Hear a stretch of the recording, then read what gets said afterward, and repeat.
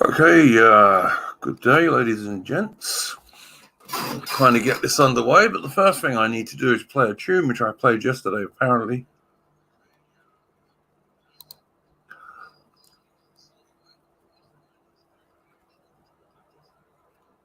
With no sound. So, let's play it with some sound, shall we?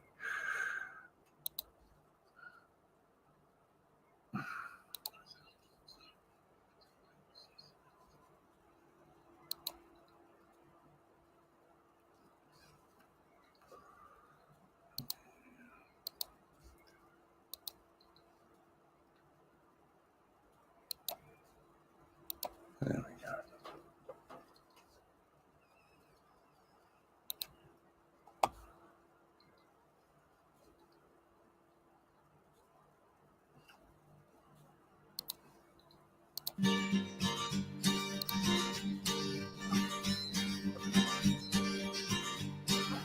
For good surgeons can pray the black watch, they market and fair summary, goods for the catch, and all that they listed was 40 and 12. Let's be bonny laddie and come away.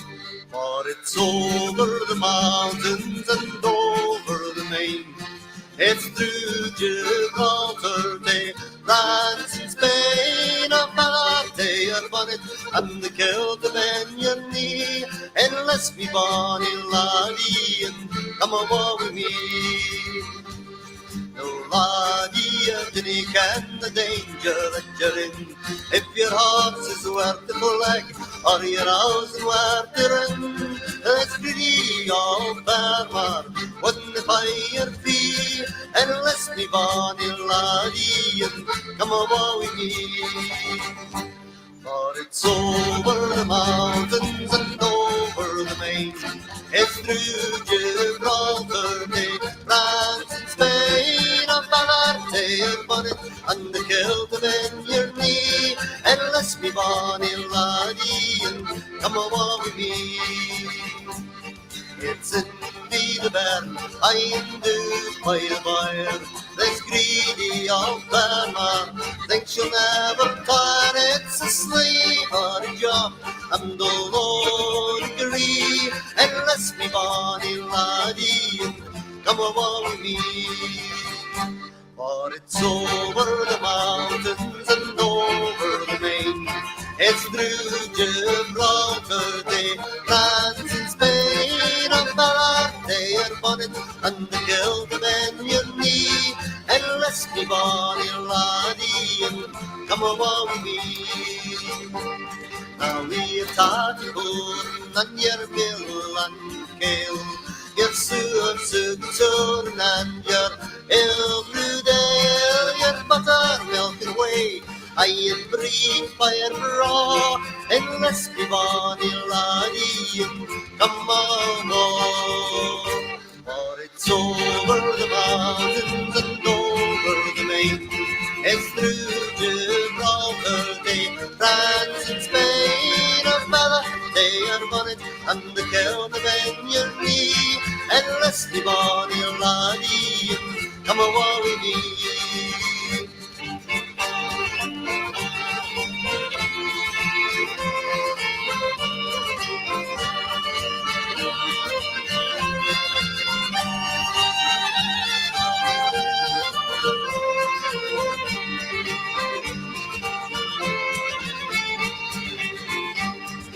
If you got the bed and the sweetheart on the pan, you'll easily get rid of that hillspun yarn, the rattle of the drum, I and Adel and the door, and let's be bonny laddie, and come on home.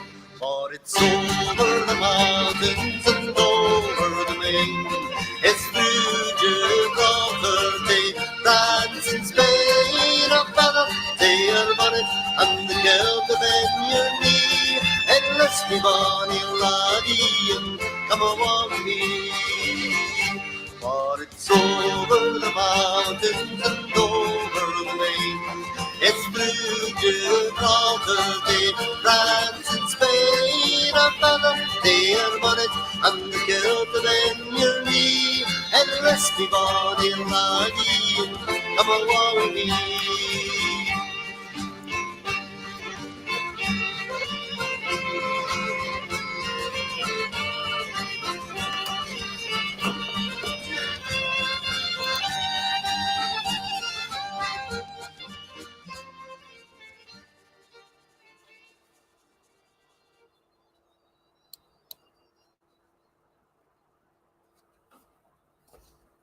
Okay, that was Twa Recruiting Sergeants, which is a traditional Scottish folk song, which is about the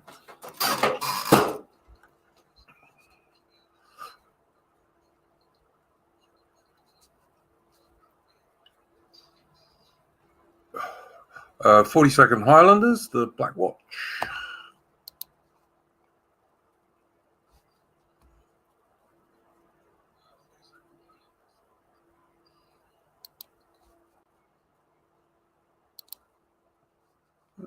Okay, now the subject of today's video. Just 1 second. Hello, Sojourner. Hello, can you hear me? Yeah. Great. How are you? I can. Okay, good. I think there might be a bit of a delay. Yeah, I think there is. Hang on, I'm going to try and sort that out if I can.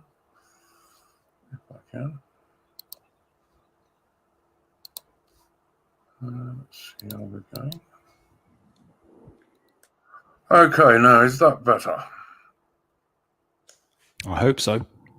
Yeah, that seems to be all right. I think I've solved it. So basically, I was just playing a bit of a tune, which I meant to play this morning, but failed to add the audio in, being Boomer Tech. So subject for today is really the destruction of masculinity in the Western world, particularly as it applies to UK and the Commonwealth, and the feminization really of our societies. I look at the world as it is today, and it's obvious to me that one of the reasons for the state we are in these days is the destruction of traditional masculinity and the mindsets that tend to go with that, and the over-feminization of society and the mindsets that tend to go with that. I don't know what you think about that stuff, Sojourner. Why don't I play devil's advocate and ask you to flesh out what you mean by that and give some concrete examples of that actually in motion. Yeah, okay. First one I'd look at, obvious one for me, is the armed forces. The British Armed Forces, which I know pretty well. Like I was in the British Army. My family were all British soldiers, and my son's serving in the Royal Navy. Since I served in the British Army in the 1980s, and at that time it was still pretty much the traditional British Army. It was a very much a male, masculine organization, which as a fighting force it really needs to be, in my opinion. These days you have women being introduced into all the combat arms, and to my mind it's utterly ridiculous, because the only way they even pass the test to get into those combat arms in the first place is by lowering the standards. That's the only way they do it.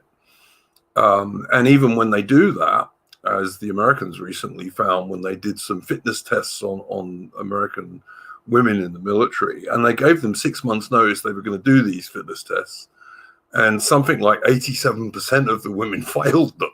So, I mean, fortunately, those girls weren't fighting any ruthless enemies, at that time. I just think, you've not only got the sort of the basic stuff of women not being physically strong enough and big enough to do the job in the infantry, for example, or even to be, say, a loader in a tank where you're loading 120 millimeter shells into the gun by hand. They don't have the physical strength and abilities to do that stuff. They lack the kind of killer instinct that soldiers also need on occasion. They also lack, in my opinion, the kind of group male loyalty that is kind of like mateship, if you understand what I'm talking about. Women don't really have that in the same way that guys do, and that's extremely important in the military, particularly in small unit tactics and stuff like this, you know, at the section level, which is 8 or 10 blokes, or the platoon level, which is about 30 men. And the British Army actually ran very extensive tests in the 1980s and the 1990s of sections and platoons, and I believe even on occasion companies. And they put all traditional or male units up against mixed male and female units, and also all female units. And invariably, the all male units outperformed everybody else. Hello, Brutus. Nice to see you. I believe you've been sent the link if you want to jump on there. So yeah, if you're going to look at that, that's the first thing I would say. And it's also having an effect on the training of the men as well, because, for example, sergeants nowadays are not allowed to swear and shout at recruits in the same way they used to, because if they do that to a woman, she'll complain after she bursts into tears. But funnily enough, supposedly she'll be great when there are shells and machine gun bullets landing all around her and her mate's just had his brains splattered all over her tunic. She'll be fine with that, but a sergeant shouting at her will cause her to cry. Okay. I just wonder whether, because you're really talking about just simply having the introduction of women, that would take away from the masculinity of men. I just, you gave one concrete example where the, I think, what did you say, the drill sergeants? Yeah, training sergeants on exercises and also at drill, etc. They've repeatedly got into trouble in the British Army because women complain when they showered them and they burst into tears. Like I said, women are just not suited to the military environment. Certainly not on active duty. I remember there was a British Royal Engineer girl in Afghanistan on a documentary I watched. And she said, quite frankly, and I thought good on her, she was being honest. She said, look, when we get into a firefight, I lay on the ground and let the boys do their stuff. Mm-hmm. So why is she there in the first place? Well, because I suppose, I think this is where you have to really look at the devil is in the detail in terms of, there are women in the army, but they serve a whole bunch of other roles that actually might suit them. I just want to make it clear that I don't think it's wise to have women in the military in any combat roles. But you just gave an example of, was it an engineer? An engineer, which is a combat role, by the way. The T-farms of the army are the infantry, the armor, which is the armor and what used to be the cavalry, the artillery, and also the Royal Engineers. They're the T-farms that actually directly engage the enemy and directly get shot at. Right. Okay. Yeah. Okay. I just, so going back to your point. So, I mean, you gave one example of, like shouting at people on the, when they're doing training, but is that obviously that's a sign of the harshness and the rigorousness of the training being diluted, not giving somebody that kind of verbal abuse and toughing them, sort of make them, hardened to a very hostile environment is, that's not a great thing. But like I say, that's just one thing. And is that going to be enough to sort of, completely feminize all the blokes there? Because I mean, you really can't get any more masculine than, being a warrior. being a soldier. I mean, that is peak masculinity.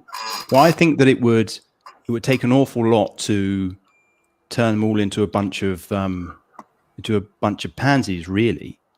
I mean, the kind of person that goes. I'm not suggesting that is exactly what will happen, but what does happen, for example, if you introduce a woman into a platoon or a section, which is like the basic small units that do the actual fighting, it will change the whole dynamic of that platoon or section.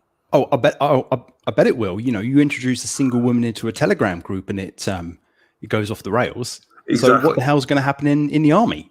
Yeah, exactly. And obviously it'll be everything from language to even this has already happened in militaries. Guys getting killed trying to save a woman, which if that person had been a bloke, they probably wouldn't have done, or would have relied on that bloke getting himself out of the trouble. Right. Yes. Yeah, so you think that having a female there would make men do things that they ordinarily wouldn't do? They would put themselves in extra danger rather than being sort of cool, calm, and collected. Yes, and also I think it's even going to go against the completion of the mission on occasion, because blokes will do things for women that they will not do for blokes, because, like I say, they'll rely on the guy to get himself out of a lot of situations that they won't think a woman can do, and probably rightly. Yes, I completely agree with that. It's just instinctual for men to be more protective of women. Yeah, it's evolution. even if you're not even related to them, even if you don't even fancy them, that there is that just instinctive drive to do that. So that strikes me as being sort of like operationally quite dangerous to have that, because that introduces additional risks and another point of failure when you're on a mission or whatever it is. I don't pretend to know anything about the army, but that sort of just strikes me as being obvious. Yeah, absolutely. And I mean, just to give you a civilian example, just look at the guys on the Titanic who stood there calmly and waited to drown or freeze to death while they allowed the women and children to get on the lifeboats. Well, I mean, that's a complete cliche, isn't it? Women and children first. That's like common parlance. Well, when I've worked on boats, which was like relatively recently, it's still the rule at sea. It's still the rule. Women and children first. Well, actually, children then women, and that's the way it works at sea. Yeah, and that's still the rule as far as I know. And it's as we were saying, it's natural human evolution, in my opinion. But it's a weakness in the military. I mean, I'll give you just one example from the Navy. And this isn't the story I got from my son, by the way. My son's very close-lipped about what he says about the modern Navy. Hang on, here's Brutus. Good day, Brutus. Hello, mate. Hello. Hello. Can you hear me? So, yeah. It's all good? Right. Yeah, it's cool, man. How's it going? Yeah, not bad. I'm just giving an example of women in the military from the Royal Navy. And this was a documentary I was watching. And they were training these new recruits, and about, I suppose, 20% of them were women. And the Royal Navy has this very flash flooding simulator, in case the ship's damaged and you've got to plug up the big hole in the side of the ship. And they flood water into this chamber. It's very realistic. Cold water. Yeah, it'll be sea temperature water for sure. And it's salt water too. And they flood this chamber, and the sailors obviously have to try and get used to this and also stop the flooding. And all of the women, with no exceptions, every single one of them ended up in tears and useless. So if they were on a warship, that ship's going to sink if they're relying on those women. Yeah. No, there's no question about it. There's no way that women should be in the military. I mean, it's absolutely insane. I think it's okay for having them like doing things like the Wrens used to do in the Royal Navy, and the Women's Royal Army Corps used to do in the British Army, and the WAFs in the Air Force. Those sort of things, I think women can do fine. I just don't think they should be in direct combat roles. Well, there's no need for them to be there, though. I mean, you can get a man to do it.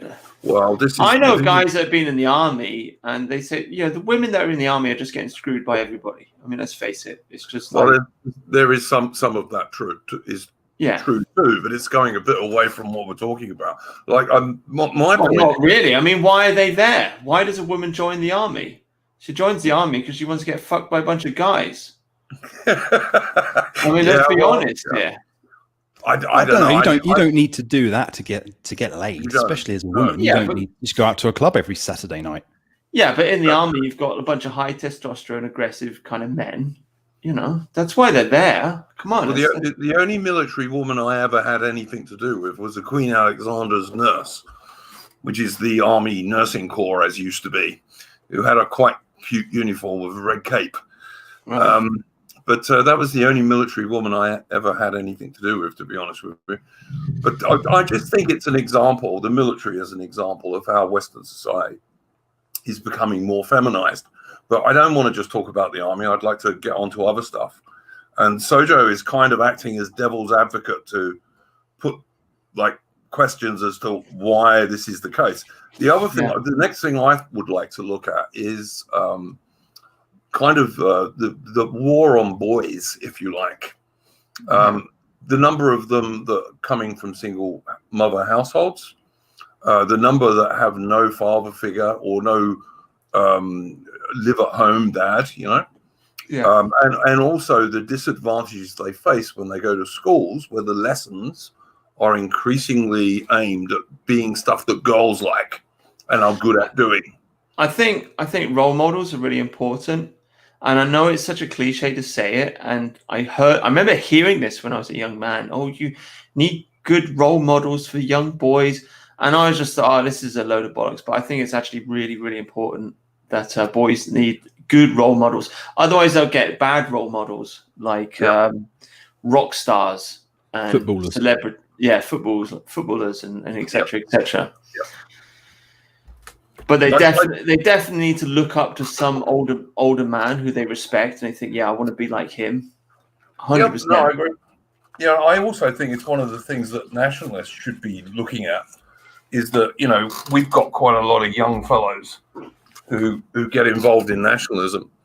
And I think it's quite important that we also try and, you know, provide good male role models for people.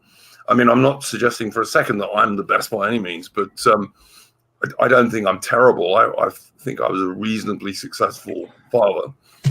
At least you had kids. I mean, this is one reason why I always defend Vagner Kernes, even though I don't agree with his kind of his anarchist ideas of like hiding in the forest and waiting for the economic apocalypse. But I mean, at least he's had like 5 kids, right? He's had 5 kids. He grows his own food, and it's like, well, yeah, it's pretty good role model, you know, to follow. Whereas you look at all the other white nationalist leaders, it's like, well, they don't have any children, you know. Well, you are what you think about. Sorry, you are what you think about. I mean, if you're concentrating your mind on a person, you will become like that person. In my opinion, anyway. Yeah, it's not untrue. I mean, I also think that like one of the traditional roles of dads is to try and I think a son learns from his father how to be a man. You know, he watches him, he copies him. I don't know if you remember, but when I was a kid, certainly I used to copy every damn thing my dad did. I thought he was some sort of demigod when I was a little boy. And I think that a lot of boys are missing out on that these days with single parent families and all that kind of stuff, you know? Yeah, it's messed up. The thing about single parent families is that although the father may not live at home, quite often you will have a situation where the children go and see them on the weekends, and that's where they actually, they bond, doing activities like fishing and that kind of thing. That's obviously much better than children at home who never see their father. That's really the cases I'm talking about here. But I mean, if you get to see your dad like every week or so, that's obviously much better. But of course, I think the downside with this is that that's just simply a fun activity, whereas during the week, when it's just the sort of the day-to-day routine, going to school, coming home, doing your homework, then that's when you don't have the stern influence of a father. That you lose that interaction that exists between a mother and father raising a child together. That there's that synergy.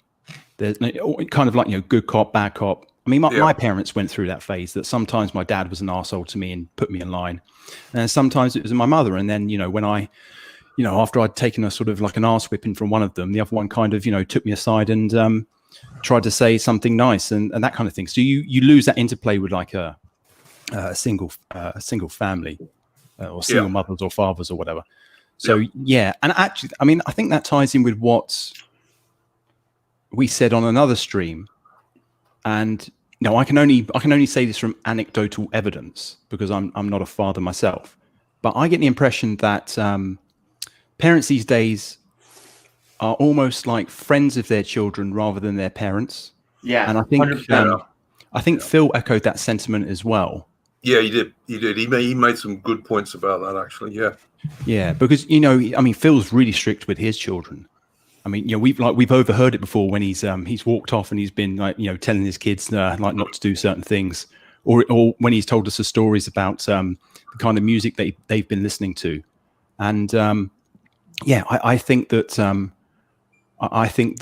parents these days don't feel that they have don't have the right to tell their children what they can and can't be listening to, and in many ways. Sorry, go on. No, I think you're right. I think they're just trying to be buddies with their kids. Mm-hmm. They're trying to be like an older brother or a best friend for their children, and a father should be something a little more stern and serious. Absolutely, yeah. I think that. See, I would say that what you're just saying there, Sojo and Brutus, is another example of the feminization of Western society.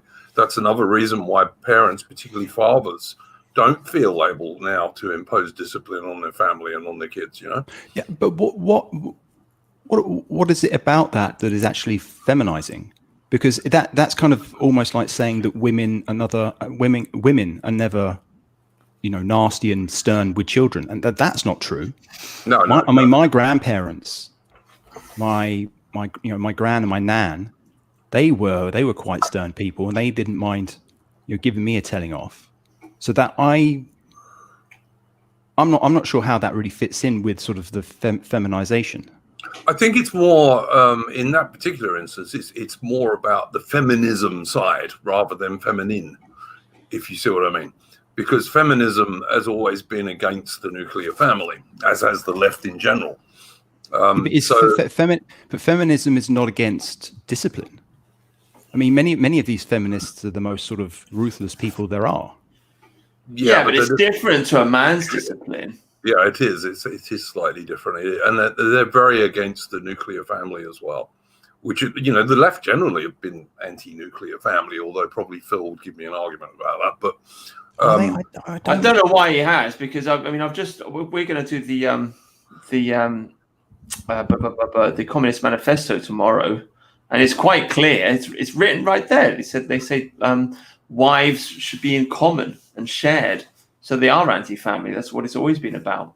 Yeah, I'll be interested to watch that. But yeah, I think Phil would probably argue that the left are not particularly anti-nuclear family, but the modern left certainly is. Yeah. And feminism is against the patriarchy, and what's the biggest thing of the patriarchy? Well, the patriarch, the head of the family, basically. Yeah. Yeah, but that's a question of hierarchy and who wears the pants. I don't see. This is where I'm pushing back in the sense that I don't think feminism means that your kids can run riot undisciplined. Okay, all right. But hang on, here's the thing. Feminism, with feminism, if you've got a single parent mum, you're single, even though she may discipline you, okay, that's one thing, but she's going to be teaching you that women, I can do everything, you can do better, but women can do anything they want, women can have careers, women can do this, that, and the other, blah, blah, blah, blah, blah.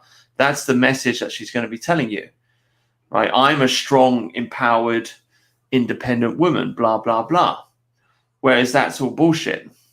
Right. So I know one reason that Phil has to be so strict with his family is that he's got an almost teenage girl. And like, I can imagine as a father myself that having a teenage girl would have probably turned the little bit of hair I had left completely grey much quicker. So Yeah, so terrifying. I kind of get that. I do kind of get that, because it's so easy for a young girl to go off the rails. Yeah, it's terrifying. I got a friend at work. His daughter's just turned 14, and he's crapping himself. He's like, "Oh my god, she's going to start having sex soon. What the fuck am I going to do?" And I'm just telling him, like, I'm joking, but I'm like, you got to get her married. But then he turns around and he says to me, "Oh, but I think she should have fun first before she gets married." And I'm thinking, like, what the fuck? Like, what? How does that add up? Anyway. Fun. He says, I think she should get married at 25 after she's had a bit of fun. And I'm like, oh, geez, wow. Yeah. I would be. So I was just going to say, it'd be hard to believe that he meant it in the way that we're thinking about it. I think he probably means the kind of like the cliche of doing a year in Thailand or something like that. Not going out in the town and getting railed every weekend. Well, don't know. I mean, the trouble with fathers of daughters is that they were at one stage they were young men, so we kind of know what young men get up to, So that's the point.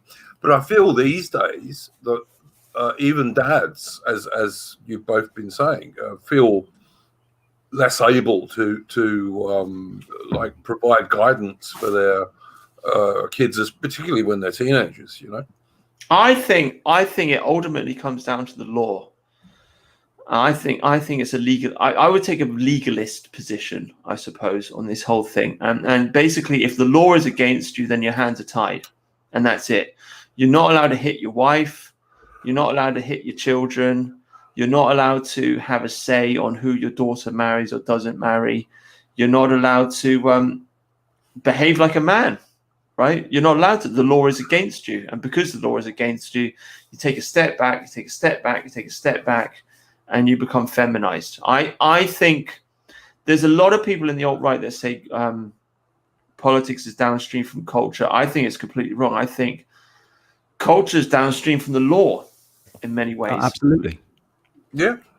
Don't disagree with that. And I agree with your point. I mean, I might not agree in every detail, but basically what you said, Bruce, that's what's happening.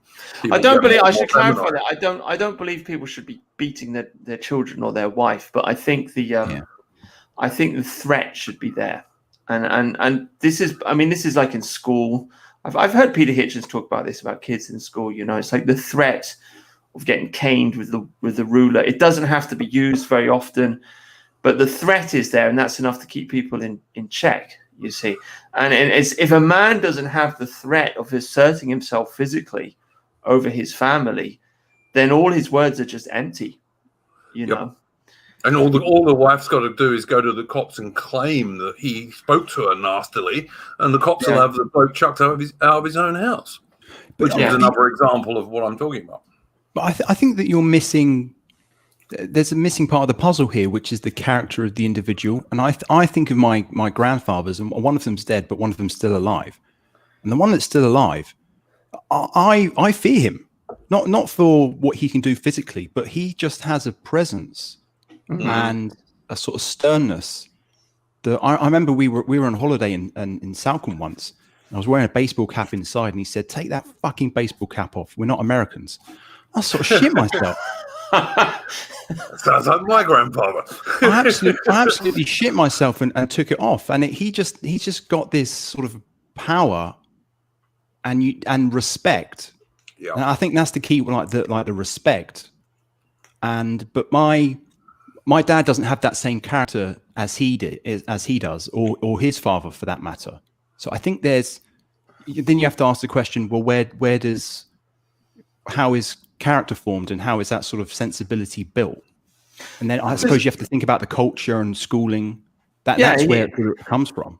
Yeah, when he grew up, the law was on his side, so he was able to flourish and become, the man that he's supposed to be. Mm-hmm. Yeah, my grandfather was very much like that. He was like he'd been a company sergeant major in the army, so I mean that kind of gives you a big time authority type stuff, and he'd been in action many times. So I always respected him.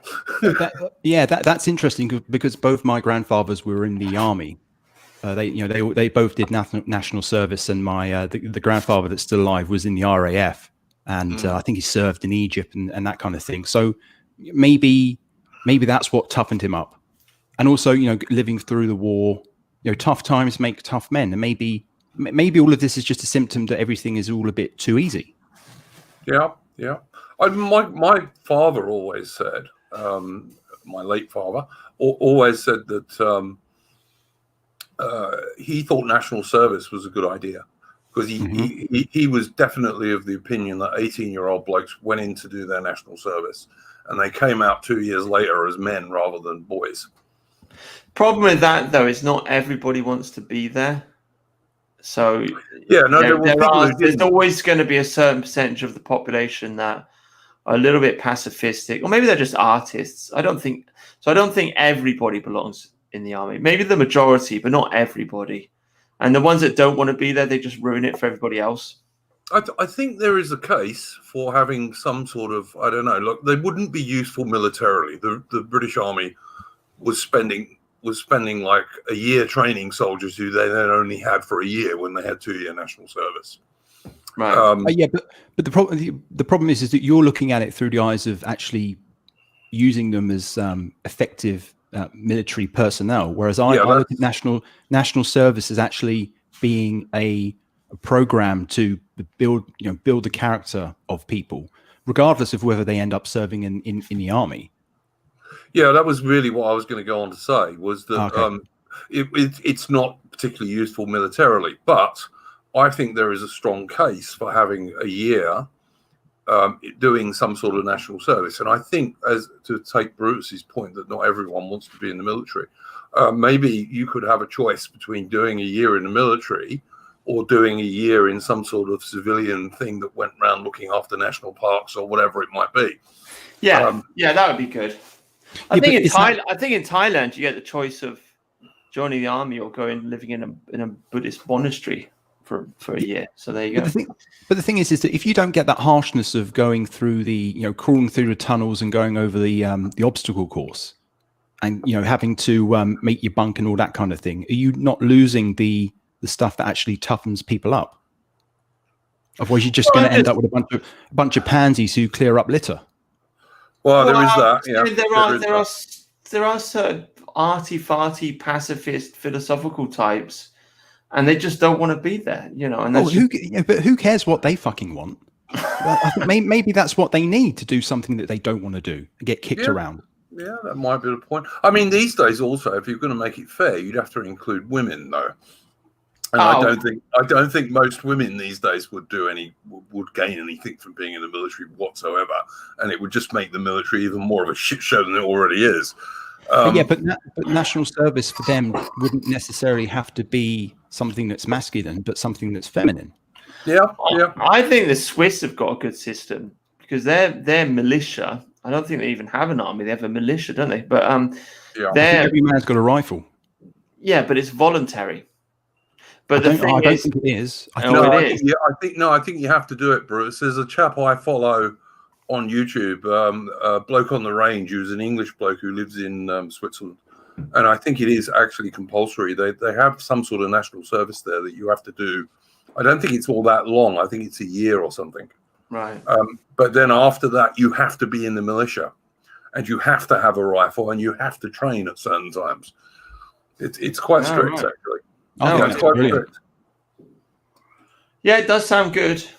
I think there's much to be said for a system like that, and I think it also, coming back to what we were talking about earlier, it would provide boys with male role models because they could look at the NCOs and some of the officers and that sort of stuff, and so it would give boys this role model that so many of them lack these days. Also, not just that, but the socialization. So if you do national service, I'm pretty certain that you're going to make friends for life. And in a current age where it's so easy to be disconnected from people, I think that would probably help a lot. And imagine, how easy it would be to start up a conversation with anybody. You just ask them what regiment they were in. Then you start sharing your national service stories, and then a great icebreaker.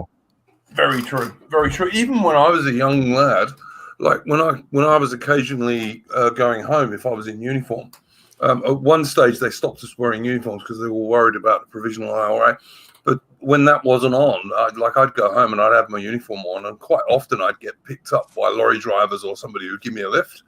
And because they'd done national service, they would always say, "Oh, what mob you're in, mate," and all this kind of stuff, Oh, there you go. Yeah, absolutely. Hang on, what do they say? What mob? Is that the word they use? Mob. Yeah, people used to say mob. What mob were you in? Which meant what regiment were you in? Oh, that's funny. This is like, I'm an old bastard, Bruce. I was born in 1965, man. So this is going back a long time. Yeah. So, but I mean, the other thing I think we should get onto a little bit is like when boys do go to school, lessons are, and particularly Sojourner, because I think he's probably, I'm not sure if Sojourner or Brutus is the youngest out of you two, but you're both younger than me. And nowadays, Sojourner's the youngest. I'm not sure, actually. Sojo's not as young as I thought he was at one stage, although he's much younger than me, obviously. You're still in your 30s, aren't you, Sojo? Yeah, I'm mid 30s, yeah. Yeah, it's just a baby.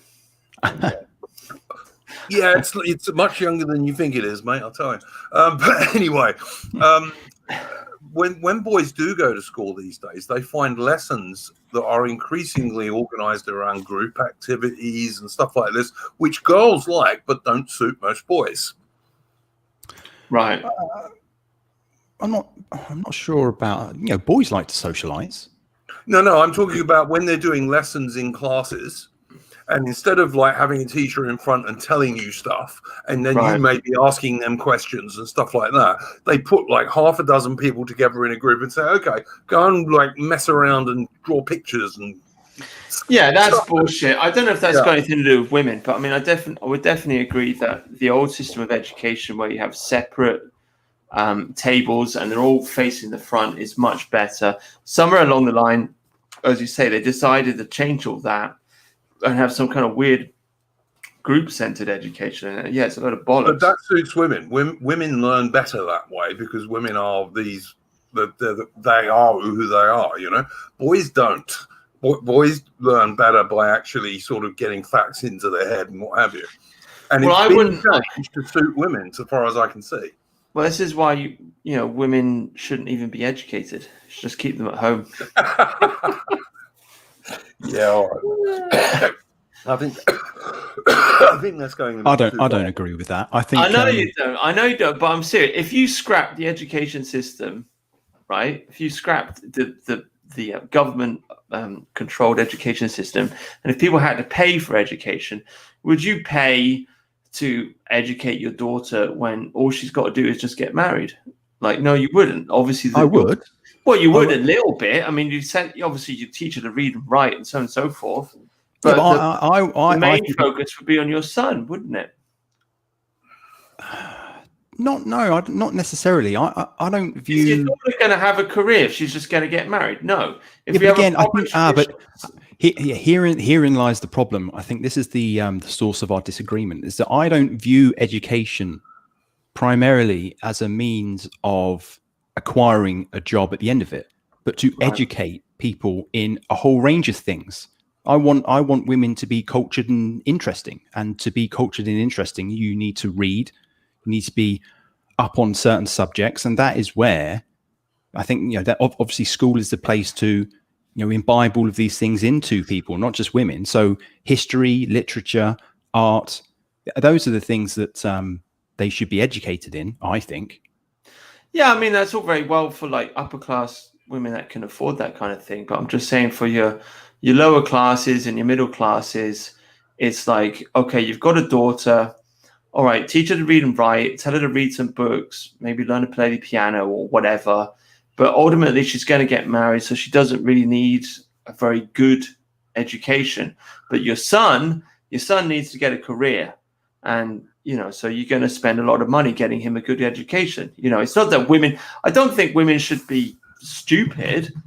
people have misinterpreted what I'm trying to say. I like a well-educated woman. I like a woman that likes to read books and can talk about history and so on and so forth. Mhm. I think that's brilliant, but it's like a luxury or a hobby for them. You know, their main duty is to have children and to cook the dinner.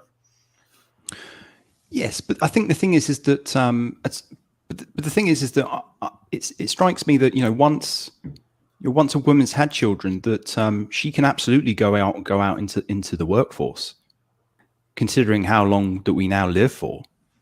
So, I mean, I'm not opposed. I wouldn't be against that either. Yeah, I mean, I remember Stefan Molyneux talking about that, actually. I mean, like, yeah, get married when you're young, have your kids, and then when you're like 40 or 50, you can do your career. I mean, it's not a bad idea, I suppose, but still, I don't think. Yeah, sure. But I think we're kind of getting a little bit like sidetracked, because my point about the education was not that you shouldn't educate women or you should educate women. It was that we should have an education system which is fair to boys, which at the moment it's not, in my opinion, and that's why the majority of people now going to university are actually female. Well, that's the point. That's the point we're getting at. It's true in Britain, it's true in Australia, and it's also true in the USA. So that's the point I'm getting at. The women are a distraction. The education system is slanted towards women because women are getting educated. If you get rid of all the women and they're not blocking up the education system, then you'll have an education system which is dedicated to men. Well, I wouldn't go so far as to stop women being educated, but I definitely think that we need to have a fair system which is as fair on boys as it is on girls. Do you think women should go to university? If they want to, I've got nothing against it. What's the point? But if they want to, I've got nothing against it. I don't see that. What's the point if they're just going to get married? Why go to university, get 20, 30,000 pounds in debt if you're just going to get married? What's the point? Well, if they want to do that, I would give them the freedom to do so. They're too young and stupid to know what they want. It's like people in this country, they've reached the age of 18. They're just old enough to get a debt. And then all the banks and the parents and the teachers, they gang up on them and they say, here, take £30,000 worth of debt. Boom. That women don't need that shit. What does a woman need? I don't disagree with you, Brutus, on some levels. But right. what I wouldn't stop women who want to go to university going to university. Okay, I think too many people go to university, both women and men at the moment. I mean, I said on a stream recently, and I stick by it, that I think a lot of boys, particularly, would be actually better off doing a trade. Yeah. I think that would be better for them financially. I think it gives them the opportunity to start their own business more easily. So I think there's lots of things in favor of that. So I think probably too many people altogether go to university at the moment. Yeah. But if someone wants to go, then fine, let her go. If she's bright enough to do it. What I wouldn't do is alter the education system to give her advantages so she can do that. And I certainly wouldn't have quotas for women like they do now. Well, I would discourage them from going because there's no need for a woman to have a degree if she's going to get married and have babies. How does a degree help her in that? Help her to get married and have kids? It doesn't help her at all. Right? But it might make her a more civilized human being. Maybe. Read a book. Read a book. It's cheaper. Yeah, I don't totally disagree with you, like I say, but I think I'm not really. This is like probably a different stream that we should talk about whether you should allow women to do X, Y, or Z. I'm more interested myself in exploring ways that we can make things better for boys, rather than saying, well, women can't do this at all. Like I said, I don't think women belong in combat roles in the military, but that's for obvious, good, common sense reasons. But if a woman wants to be a librarian, for example, there's no reason why a woman can't be as good a librarian as any bloke, in my opinion.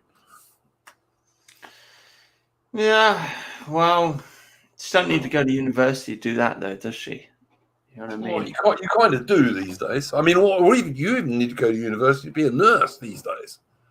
Yeah, well, that's all bullshit, though, isn't it? You know? Well, I don't know. My late woman was a nurse, and she had a master's degree in nursing. Should be a Actually, vocation, nursing. You should just pick Yeah, it up but and go along. well, I mean, yeah, but I know a nurse actually. She talked to me about this, and a lot of older nurses agree on this. They say that these nurses come in, they've got their fancy degree, and they go on to white bums, and it's like, sorry, honey, you're a nurse. You got to white bums. That's what nursing's all about. It's like cleaning up vomit, wiping, doing all this dirty stuff. my late woman would have agreed with that, and she did. As I said, she had a master's degree in nursing from university, but she would have agreed with that. She actually said much the same thing to me on many occasions about younger, newer nurses. So yeah, I agree, but I don't think anyway on this stream, I don't particularly want to talk about not allowing women to do university degrees if they want to. But what I do think is that we shouldn't be making it harder for blokes to do university. Well, you raised the question of education for men. I'm saying let's build an education system that favors men instead of favoring women. You can't favor both. You can't stick one sword. How many swords can you stick in your sheath? Only one. You either look after the men or you look after the women. You can't look after both. Let's create an education system which favors men. Women, they just need to get married and have babies. Like that. It's just so simple. And I'm not against women getting educated. I think women should read. I think reading's cheap. It's easy. It's fun. It's a great way to spend your time. You can spend a whole lifetime reading books and getting educated. You don't need to go to university to do that. You don't need it. So. Let's create an education system which favors men, and women they fundamentally do not need a degree to have a baby and to have kids. They don't need it. It's a scam. Okay. It's a scam. The universities push to make money, and then the entire university system ends up favoring women. Yeah, I don't disagree with that. Sojourner, what do you think on that issue? I was just about to ask a question. You've completely thrown me. Go on, ask a question. Sorry. Do that. Well, I was going to, again, playing devil's advocate. Can you spell out how the current education system is really disadvantaging boys? Yeah, I can, I think. First of all, like I said, the group learning stuff doesn't favor boys. Boys don't do that very well. They don't do it as well as women. Also, the constant, the number of boys who are now diagnosed with ADHD, I think it is it? Where they're hyperactive and all this kind of stuff, whereas boys just are active. And in the old days, that was catered for with all the physical education and sports that used to go on at school, which, of course, is being lowered these days because now it's all got to be multi-sexual and if the girls can't do it, then boys are not supposed to go and do it, and this kind of stuff. That's increasingly coming in.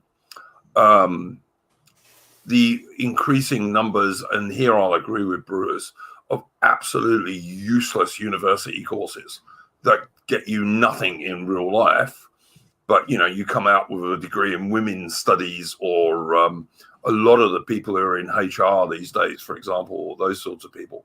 Absolutely useless jobs that are of no earthly use to it. Hang on a minute, but they're not useless in the sense that they actually it's a defined career path that ends up getting a white collar job. So to say that they're useless is incorrect because they actually do get people paid positions and careers. But the jobs are useless is what I'm trying to say. Well, that may be the case. They're parasitic jobs. That may well be the case, but the fact of the matter is that you can still get a job in HR. I mean, I wouldn't say that HR is a parasitic job. I mean, they do all sorts of things. Oh, HR is absolutely parasitic. HR serves an administrative function and purpose, so that they're doing things like hiring people and all this kind of stuff. Because excuse me, I am not a fucking resource. Okay, I'm not a fucking resource like I don't know, oil and gold and silver and whatever else it is you dig up out of the ground. I'm not a fucking resource. I'm a person. That's how corporations view you. That's how they organize a large workforce that's in the thousands, tens of thousands, hundreds of thousands. I'm not even a person. I'm a resource. No, it's bullshit.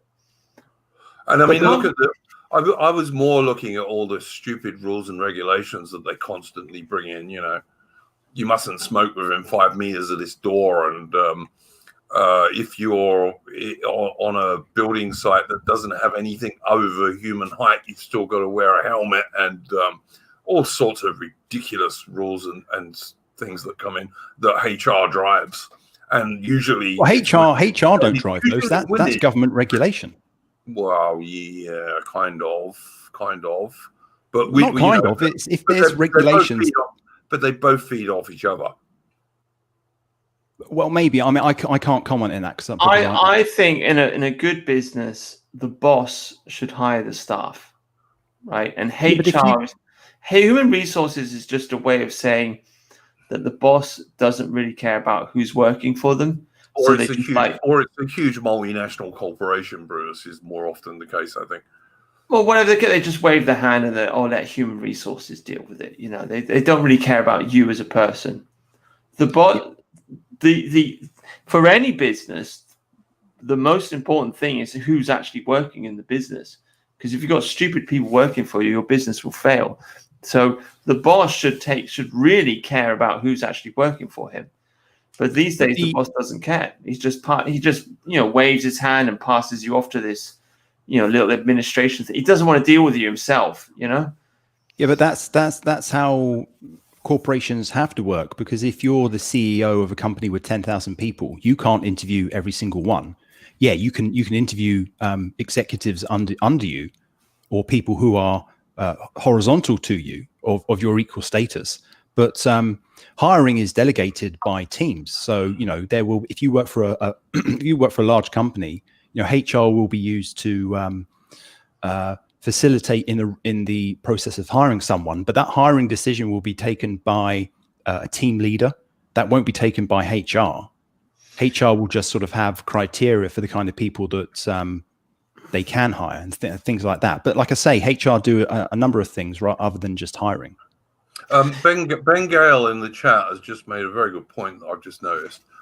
If you just got rid of mixed schools, then you could cater for both men and women. And of course, I would even carry that on to universities. I think there was much to be said for the old days when there were university colleges that were for women. So I agree with Ben Gale. Let's have boys' schools and girls' schools, and then you can do that. I think there are certain problems that you sometimes get with all boys' schools, but they're not insurmountable. Why bother? Why? I just read War and Peace, right? Brilliant book. Recommend everybody reads it. It's a beautiful description of the aristocracy in Russia. Mm. None of those girls went to university, but they were well read and educated. Yeah. Hang on a minute. Yeah, those girls may not have gone to university. What they would have had is personal tutors. They probably would have went to a finishing school.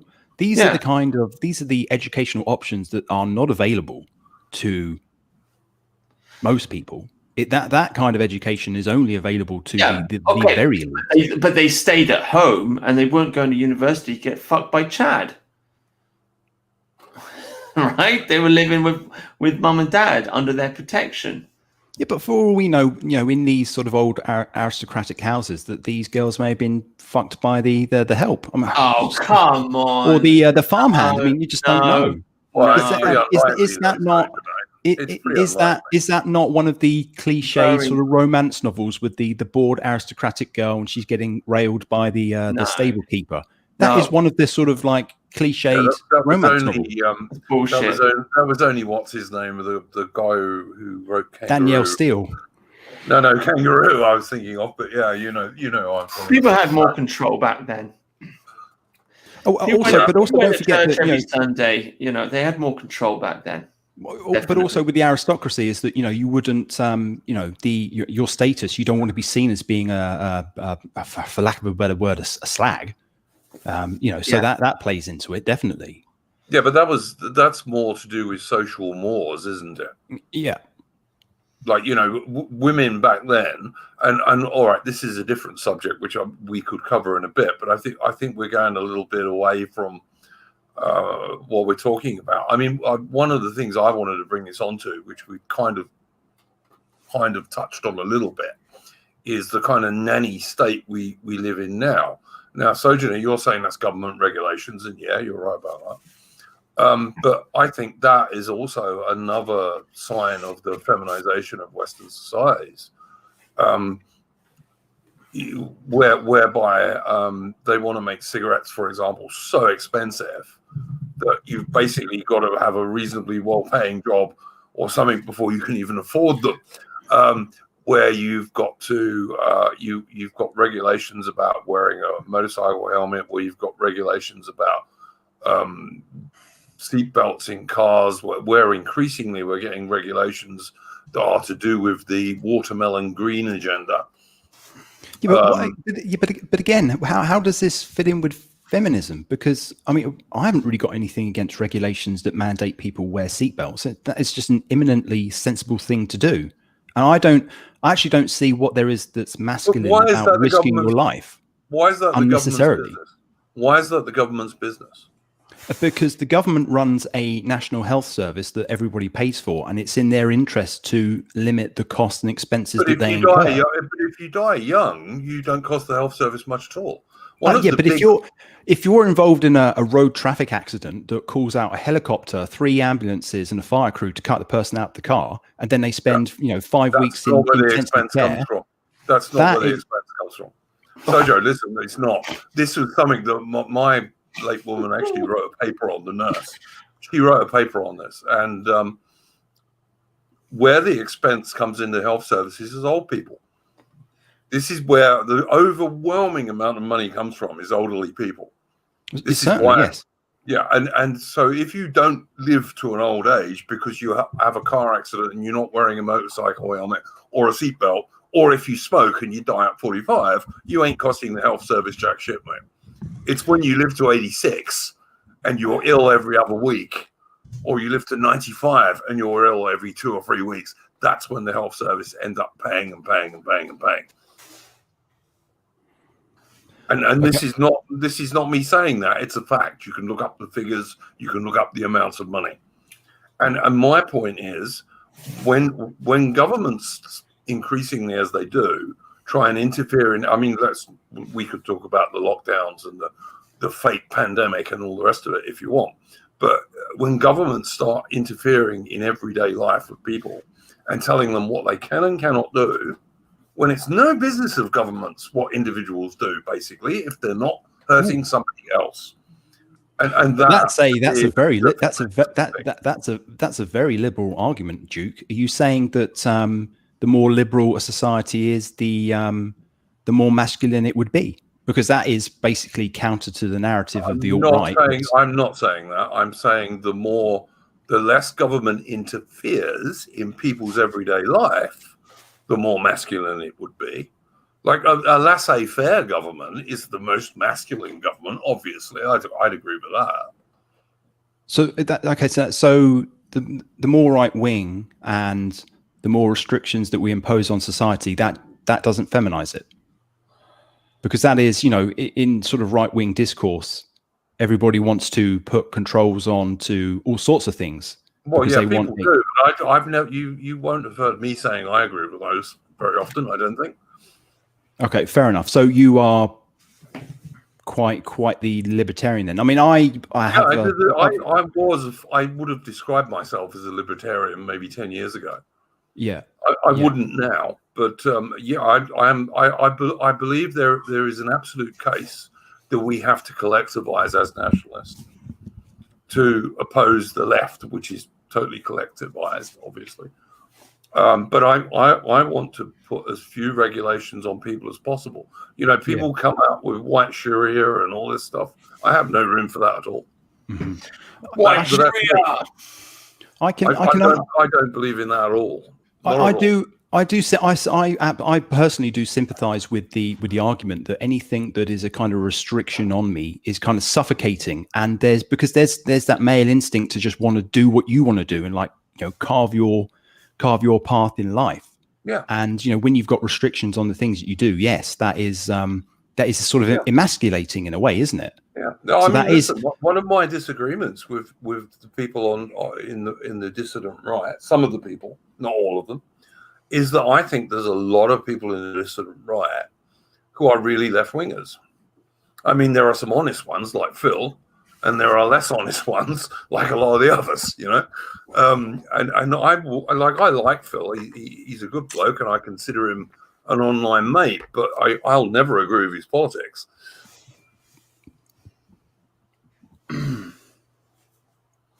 What do you think there, Bruce? I missed all of that because I was arguing with somebody on Telegram. There you go.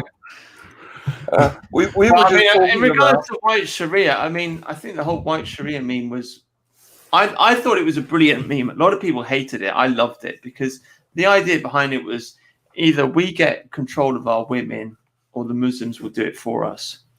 And I think that's very true. And I think if you liberate women and you give them the choice to do whatever they want to do, they will destroy your civilization.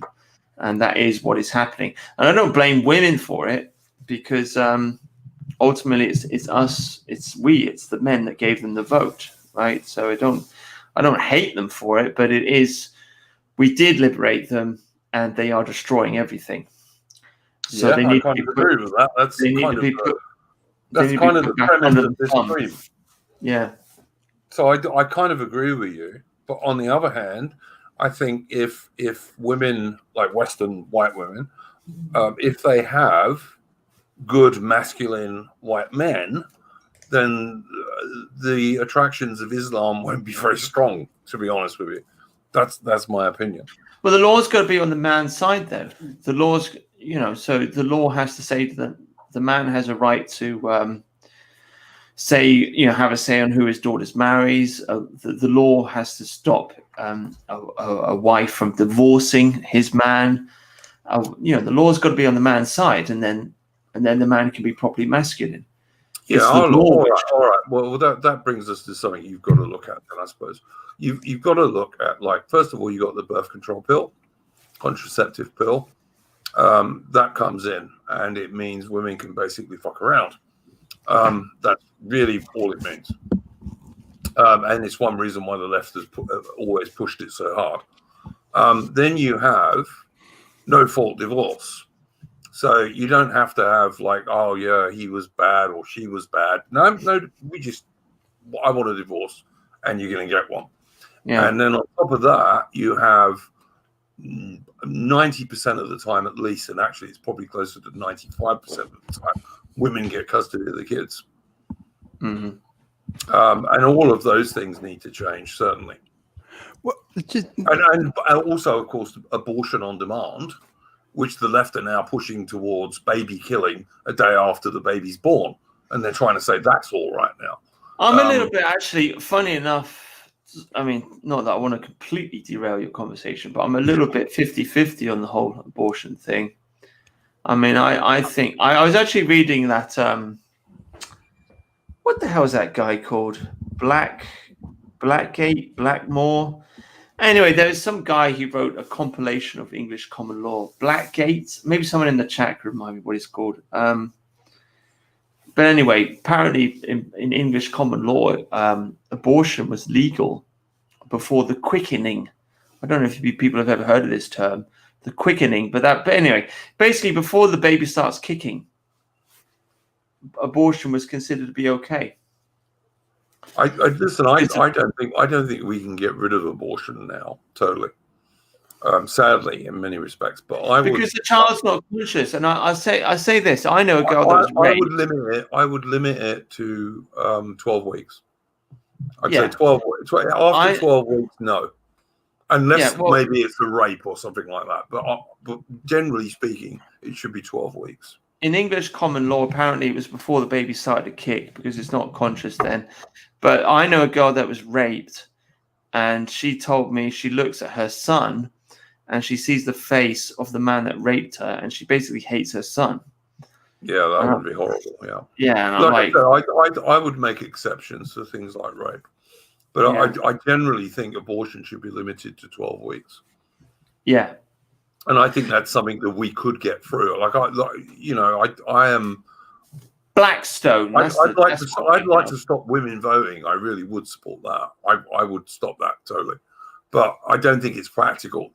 So what I would support is that actually no one should vote until they're 21, unless they're in the armed forces. That would be like, if you join the armed forces, you can vote AE, but beyond that, no one votes until they're 21, because I think that would be doable and practical, and we could actually get that maybe. Yeah, William Blackstone. That's the one I'm thinking of. He wrote a book called Commentaries on the Laws of England. This is the guy, dude. This is the guy. If anybody wants to read it, I'd love to read it one day. But I mean, he basically took all the common law and just compiled it back in the 18th century. There you go. So Sojo, what do you think of that stuff, mate? Yeah, I just want to bring it back to the topic of things like no-fault divorce, because this is always viewed through the lens of the woman divorcing the man, but we never ever consider that there may be men in awful marriages that they want to get out of. So yeah, again, hang on a minute. So 70% of divorces are started by women. Yes, but there's still 30% of men who initiate. That's not an insignificant number. And maybe, I don't know if men are slower to take that action, or whether that they are willing to put up with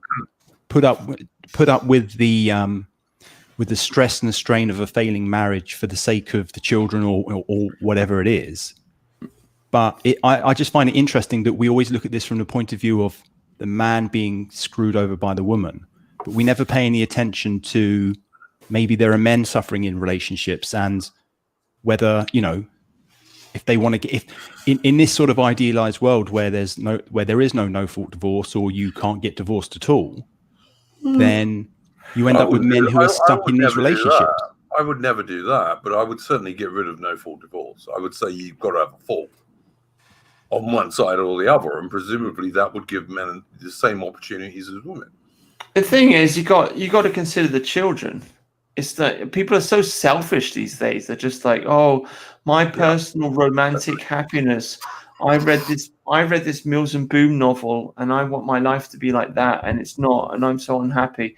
And it's like, well, I'm sorry, you've got these two kids, right? And these two children are going to grow up knowing that mommy and daddy didn't love each other. Yep, and they're going to be fucked in the head. Yeah, but that's interesting. But I'd like to see the statistics broken down that show, because I'd like to know whether what if it's the case that most of these divorces take place after the children have left the home? It doesn't, sadly. How do you know that? There's a very good channel on YouTube. I'm trying to remember her name. He's an Australian, a bloke called Coltane, but spelt with two T's. He's got. I know who he is. Yes. Yeah, he's got some great videos on that stuff, and he really breaks down the figures. Okay. I don't always agree with Coltane, by the way. There are things he says that I don't agree with. But his stuff on the figures of divorce and that sort of stuff are spot on and very well researched. So yeah, I mean, like I said, I would get rid of no-fault divorce, because I think if you can have a fault divorce, well, if the woman's doing something wrong, I mean, and you can possibly widen slightly the grounds for divorce that used to be there before no fault divorce came in, and that would give both the husband and the wife equal chances of getting divorced if they really have to. But I think it should be made more difficult, for sure. And I agree with Bruce that a lot of people put their own personal stuff, and particularly a lot of women, I have to say, put their own stuff in front of what's actually going on with the kids. Yeah, a lot of women just want to trade up. I mean, I've seen this in my personal life. They got their husband, he's all right, but it doesn't make enough money, and they want to trade up, and they want to move into the middle classes and get a guy. They have an eject button, women. Women have an inject button. Yeah. And they push it when it suits them. And I think it's even like a kind of like rite of passage for them in some ways, you know, because women love drama, you know, and it's like they go through the drama of the divorce and they can tell all their friends about it and blah, blah, blah. And then when they get their second relationship, after they see how utterly painful it was getting divorced and how totally fucking shit it was and how much it made their children suffer and so on and so forth, they take the second relationship a lot more seriously because they don't want to fuck up again. So yeah, I just think yeah, there you go. I think they trade up. Guys, Ataman in the chat, yeah, we are kind of talking about hypergamy. If you want to jump on, Ataman, feel free. So yeah, I do think that. I think we've also got to make clear, or certainly I've got to make clear, that when we're saying women, we're talking generally. Of course, women are individuals, just like blokes are. And there are good women, just like there are arsehole blokes. So, you know, we are talking generally. But look, over 70% of divorces are started by women. And sadly, they're not usually started when the kid's grown up. And there's an obvious reason for that, because by the time women tend to do that when they're still reasonably sexually attractive for obvious reasons. So, you know, if you're having your kids at, as most Western women do these days, like between 25 and 35, by the time the kids are grown up, they're not really of great value in the sexual marketplace. You know, it's not, maybe in the old days, like when women got married at 20 and 25, 21, sure, but they don't do that now. Yeah, but hang on a minute. I mean, you're kind of just you're talking about sort of sexual market value, or however these the MGTOWs put it.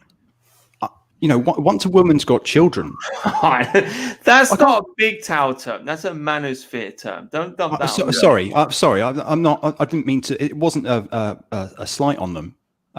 But just coming back to like the idea that, you know, a woman with kids is an appealing prospect for a man. I don't think that is. No. What I was trying to suggest, Sojo, was not that. It was that, like, a woman who is, let us say, between 30 and 40 is more of a prospect for a man than a woman who is 50 to 60. That's all I was saying. It had nothing to do with the kids as such. Yeah, I don't know. I mean, I agree. I think you're giving. I think take on other guys' kids. I agree with that totally. Yeah, I actually think that you're being a bit too harsh to women here, because like divorce, when you've got kids and you divorce someone, that's a huge commitment and sort of jump and risk to take. And like I say, even myself, I don't think I could ever get involved with a woman with children. No, I don't think no matter how good looking they are. No, it's not a good plan. I tell you now, it's not. Shout out to Rose English in the chat. 4 kids before 34 years. Well done. Yeah, well done, Rose. Adaman, good to see you, mate. All right. You got anything to add to this at the moment? Well, I don't want to bring my simping energy in here, but I kind of agree with Sojo. I kind of think, like, with the whole hypergamy thing, like one of the course the biological benefits of hypergamy is it makes men better themselves. But it just seems to be that in our current society, there aren't really any clear paths for men to better themselves, and that's not really, I don't think really that's really women's fault.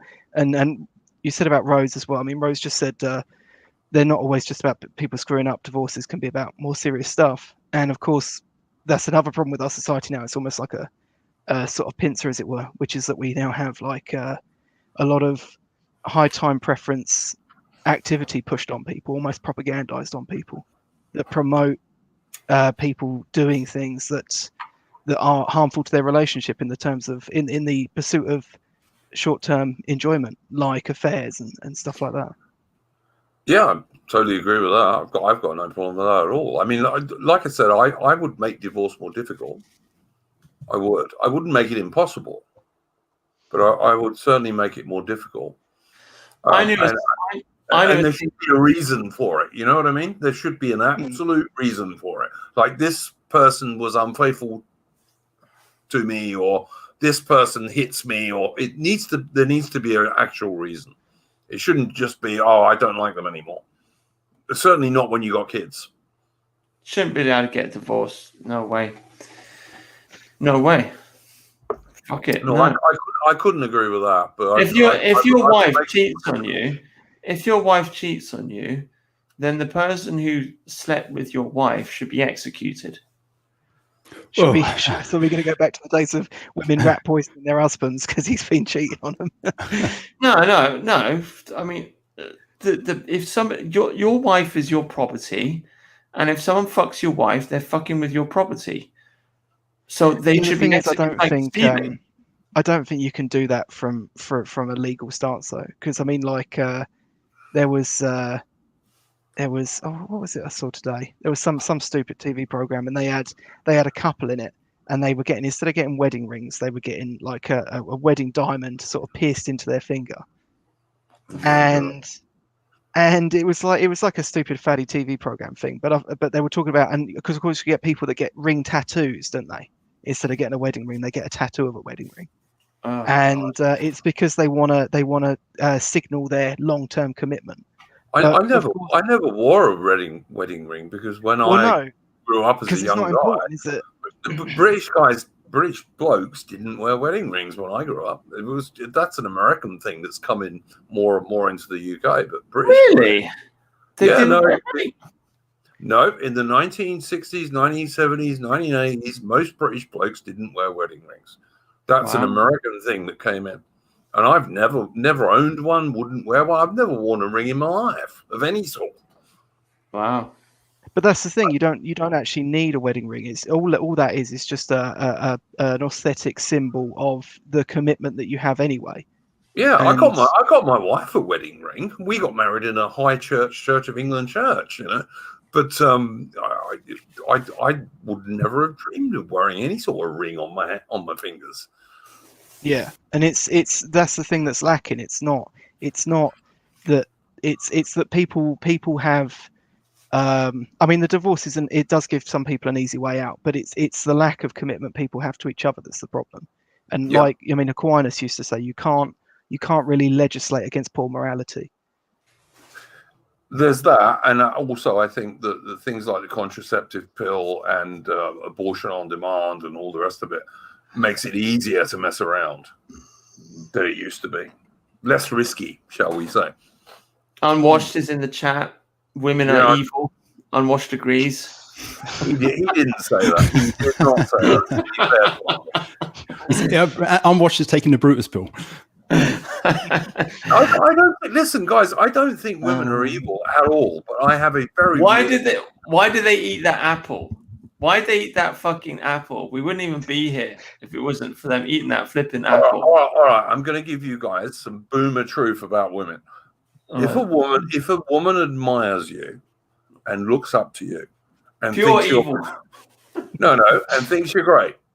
She might do that because you're very rich and successful. She might do that because you're handsome. She might do that for all sorts of reasons. Okay. She might do that because she thinks you're a complete pirate. Women like bad guys. They do. It's the truth. So, trust me, I was one for a while. If a woman looks up to you and all the rest of it, she'll do all that stuff. But if you fall down, if you lose your job, if you get sick, if you mess up in some other way, she'll leave you in a heartbeat. As soon as she doesn't admire you, she'll start to despise you. Because that's what women are like. They're not evil. It's just their nature. And you have to accept it. And if you work out that that's what women are about, you will get on with women much better. Right, in the same way that it's like a man's nature to play up to that stuff. I mean, because you were saying, because I was trying to catch up on the stream at 2 times speed, but you were saying about the armed forces, and I thought one of the things about the armed forces is that it's no longer a masculine male-only space. Yeah, and it's one of the bad things about it. It's one of the bad things about it, Ataman, as well, because it needs to be successful. Brutus was talking about this on a stream he did the other day, or maybe it was the one we were both on. where if you can get a group of like British guys or American guys or whatever together, they'll basically sort things out, and they'll come up with a plan on how to do things. And as soon as you insert women into that, and Sojourner even agreed with this when he was talking about stuff that goes on Telegram groups and stuff like this, as soon as you insert a woman into that, it disrupts it all. Oh, it's such a pain dealing with women on Telegram. It was impossible. In many ways, it's not the woman's fault. It's the reaction that the men have to it. And actually, I should caveat by saying it's not all men. I think you can have groups where you've got men and women together and it's fine. But then there's a certain character of man that when you insert a single woman into that group, it just blows up. There's just stupid spurgy trolls. It's like I like to joke with women in a patronizing way and say, like, get back in the kitchen, but it's just a bit of a joke and it's just a bit of fun. And then other people, they like to take it to another extreme and they're like, oh, how many fucking cocks have you had up your anus, you fucking slag? And it's like, dude, that's not funny. That's not banter. You're taking it like too many levels down the road. That's not fucking funny. And then they're like, oh, but you're a cuck, you're a fucking cuck, you're a simp. It's like, no, dude, like, you're just being a dick.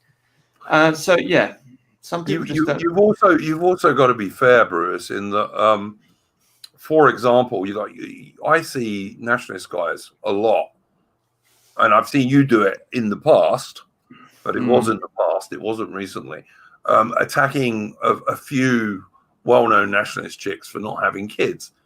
That, frankly, is ridiculous because, like, if every well-known nationalist chick there was, which in UK is probably less than 5, all had a kid every 9 months, it's not going to make the slightest bit of difference to the demographics in the UK. Oh, hang on, but the point is the example that they set, because women look up to them and they try to emulate them. I don't know that they do. I think there's more male simps around than there is women looking up to these nationalist chicks. They're certainly surrounded by huge numbers of male simps. Yes, they are. Well, that's a disruption in itself, though, isn't it? Because then male simps is another thing. Yeah. Well, but then they're above criticism. It's like you can't say anything about them because then it's like, oh, you defended my Aryan princess, and it's like, well, hang on a minute. She's a public figure. She's put herself in. I don't agree with that at all. I think if somebody does something wrong, it doesn't matter if they're male or female.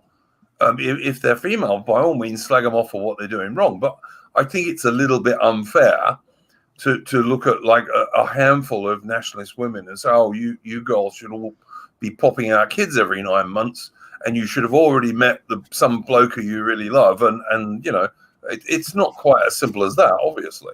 And I am very, very red-pilled on women. Trust me, Bruce. I came to this kind of the same way as you did. I came through the manosphere kind of stuff, No, right. I was always right-wing. I've never been left-wing. Like, I was always at least conservative. But I came through quite a lot of the manosphere channels and all the rest of it, and I still follow one or two of them who are more sensible. But I'm very red-pilled on women, but I also think you've got to be fair to them too. It's like if you're some pretty famous nationalist woman, famous in inverted commas, you have to find a bloke you bloody well like before you can start popping out kids. No, absolutely. I mean, I've always with the harder that is. I've always advocated for a gentle banter, a gentle kind of teasing banter where we just say to these girls, like, come on, sweetheart, get married, have a baby. I've never advocated for screaming at people and calling them sluts and whores and so on and so forth. Quite right. And some people take my gentle banter and then they just take it to a flipping extreme. Yeah. And they say, oh, well, Bruce said I could say it. And it's like, well, no, I didn't. I've always, like, when I talk to girls at work, I just talk to them in a patronizing manner. I just say, oh, wouldn't it be better if you're at home and you were married and you had a husband and you're in the kitchen, and they laugh. They laugh and they take the piss and there's a bit of a joke there, but they smile, So that's the way that you've got to deal with these ladies, in my opinion. Do you do that to the ones you find attractive? I do it to all of them. Even the ones you would actually like to get closer to. Yeah. All right, fair enough. That's fair enough. I mean, yeah, okay. No, that's it. That's how you talk to them. You just talk to them in that patronizing, sexist way, and then they'll joke and they'll be like, "Oh, you're such a sexist," and it's like, yeah. And a lot of chicks like that. A lot of chicks like that. They do. Yeah. The chicks are much more attracted to masculine men than they are to. You can't. But the point is, you can't get angry. When you start getting angry and you start hating women and start screaming like "fucking sluts," I fucking hate them. Then you've lost your strength, because now you're too gay, in my opinion. Most of those guys that do that are gay, or they're repressed gays. You're too invested, because the point is you have to be aloof, right? This is what pickup artists say. It's like you have to be aloof. You have to be like James Bond, like aloof. Like you don't care. Why do you care what the woman thinks? Why do you fucking care? You shouldn't care what she thinks. She's just a woman. So it's just married, have a baby. And if she gets upset about it, you don't even give a shit, So yeah, people that are screaming at women, calling them sluts and whores, they don't understand the dynamic that's supposed to be going on here. Yeah, they're either gays or repressed gays, or there are incels who have never kissed a woman in their life. That's what I suspect, anyway. I mean, we all have bad days. I got sacked from a job 2 years ago because some fucking bitch didn't like me, and so she talked to human resources, and that was it. I didn't even do anything. So every now and again you can get angry and scream at women, but it's got to be every now and again, and then that's it. But if it's all the time, just an endless hatred of women, you got a problem. You got a problem. I agree. Yeah, no, I agree. Women are cute. Don't get me wrong. Women are cute. They're decorative. They're quite often amusing. They're nice to have around. But I still think that Western society has given them far too big a say in the direction that we take, and it's been a negative for Western society, which is the main point of the stream, really. Yeah. I mean, Adam and Joe, what do you reckon? Well, who's Helly Monster? Sorry? Helly Monster in the chat. Sorry, go on. I'm just shut up. Yeah, shut up, Brutus. I've been completely thrown off trying to keep track of that conversation. I don't know what to say, really. I mean, I think you can throw in a patronizing comment every now and then, and I mean every now and then. Use that sparingly, sparsely, given the right time and the right context. But I just having fun with women and having a joke and a laugh and having a good time. It's there's not much to it. I just don't understand where the kind of false bravado comes from, and it's just not really necessary. Yeah. I'm not really sure. I'll be honest. I mean, I've always been quite on the right politically, but it was only 3 years ago that I was speaking to someone on the phone, and I got off. I was at work, and then the guy that was with me said, "I was at this woman," and I said, "Oh yeah, how could you tell?" He goes, "Because you talk differently to women than you do to men." I was like, "Oh, do I? I'd never even noticed it before, so I don't know how I can contribute to this in any way." We all do, Adam, and I think we all do, to be honest. Yeah, we all do. All guys do that. Yeah, this is one of the reasons why it doesn't work in the military, why it doesn't work in many workplaces, because men do speak differently to each other than they speak when there's a woman there. It Yeah. changes the way we express ourselves for the worse, because we're not as honest. Straight away, we're not as honest. And whether it be we're being a bit more bravado or whether it be we're being a bit more polite, we're still not as honest. I mean, my grandfather was a great purveyor of gentlemen's clubs, not like the lewd types, but like, you know, card tables and bars. And he said that, like, you know, towards the end when they were saying that you know, women were going in there as well, he said that it would just completely change the dynamic, like completely change the dynamic. And it took it from where men were sort of could almost be, I don't know if I'd say comfortable to be men, but you know what I mean, like comfortable to talk as they were, to be in a situation where the men were competing quite viciously against one another or between one another for the attention of women. Yeah, absolutely true. Absolutely true. I mean, like in the old days, you know, like in pubs, you used to have a public bar, which was basically blokes. And then there'd be a snug or a private bar or whatever it was called. When I first went to South Africa in the 1980s, I was surprised to find that South African hotels and pubs had ladies' bars. And I'm thinking, what? Only women are allowed in them? No, it wasn't that. That was the bit of the pub that women were allowed in. They weren't allowed in the other bits, which I thought was a very sensible and good system. And it was apparently what used to be the case in the UK and the rest of the Commonwealth in like the 1950s and 40s, you know? Yeah. And I think there's much to be said for that. You know, why shouldn't men have their own space? One of the things that that feminism, rather than the sort of female side of things, one of the things that feminism has been absolutely attacking forever now is every single male-only space. And you have to ask yourself why. Why do women have to be in every single space where men are? Why? They're evil. Well, I don't think it's because they're evil. No, I'm joking. I think feminists are evil. Yes, absolutely, because feminists are left-wingers. So, yes, I believe they're evil.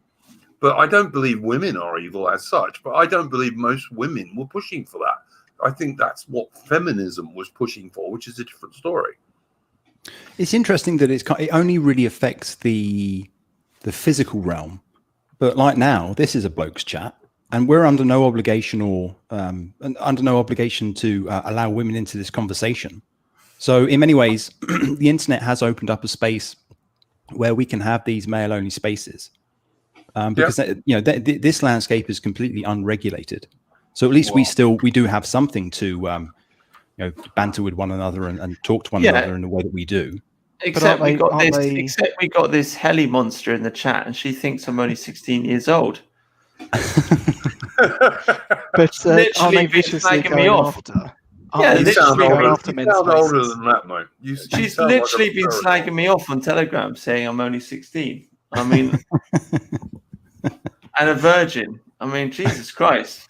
She might fancy you, mate. She might fancy you. Do you think I'm in there? Is that it? Yeah. Could be. No, I just think that Western society, without doubt, is less masculine than it used to be. I think the ultimate in masculine government was laissez-faire government for sure, because that allowed men to do what they wanted to do as much as possible. And it's to our detriment. We are. The more power that women get politically, the more regulations and the more control and the less and less you are able to do. And that is because that's the way women are. They're risk averse. The vast majority of women are risk averse. They don't like it. The fewer risks you could have, the better they like it. They're also very, very... they don't believe in the great man theory of history or heroes, or they do actually, or bits of them do. They like that stuff at a distance, but it's not safe. I mean, did any of you, saying about this though, did you see that if you break it down the right way, Trump's biggest support base is from married women. Yeah, I'm not sure if I believe that, but yeah, I've seen that. Yeah, I definitely agree that married or mothers at least are more conservative. Definitely. I mean, I saw a thing just before the election that said most married women still vote the same way their husbands do, but I'm not even sure I believe that, but maybe true. Because it does make me wonder that if you go back to when women first got the vote, right, all the way back then, women actually voted more often for right-wing conservative governments than the men did. But then the institution of marriage was a lot stronger back then, and of course the vote was given mostly to women that were married, or who would have been married at the time. Yeah, it was. This is what I'm saying. Like, I actually agree with the whole when Evalian made this point ages ago. I mean, she talked about women getting involved in right-wing politics. She said when women get involved in politics, they conquer everything. I mean, I actually agree with that. I'm actually in favor of right-wing women, but they need to get their own house in order. You should have married women, and they should be telling all the girls to get married. You know. Well, this has actually reminded me of something that I read. An event that occurred I think it was the early 1800s in the UK, and it was called the surplus women problem. And there was a moral panic because there was something like 1 million more women in the UK than there was men. And this was because more men were emigrating to Australia and America than women were. And there was apparently, I've not read too deeply into it, but I've skimmed some synopsis of some papers. And it said that this surplus of women, the families didn't know what to do with them, and they were becoming a financial burden. And this actually, they claim in these papers, sort of kicked off the suffragette movement and more women entering into the workforce. So it's interesting. It would be interesting if that imbalance between men and women actually sort of spurred on the sort of the movement to eventually get suffrage for women, because that's sort of like a biological reason for how we've got here. I'm pretty sure it was World War One was the excuse that was used for giving the vote to women, because they did war jobs at home with no risk. No, but I'm saying that the movement for suffrage sort of originated out of that sort of moral panic that was happening at the time, and that was down to there being far more women than men.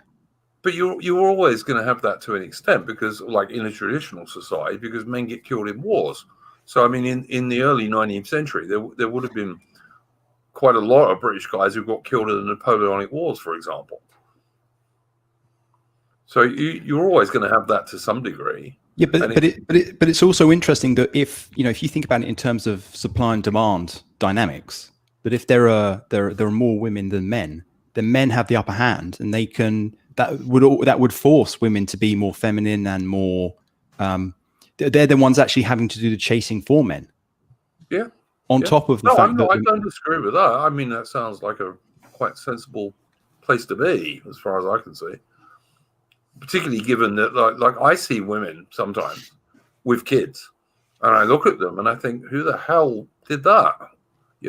Like, if they're like 22 stone or something like that, and I just think to myself, how?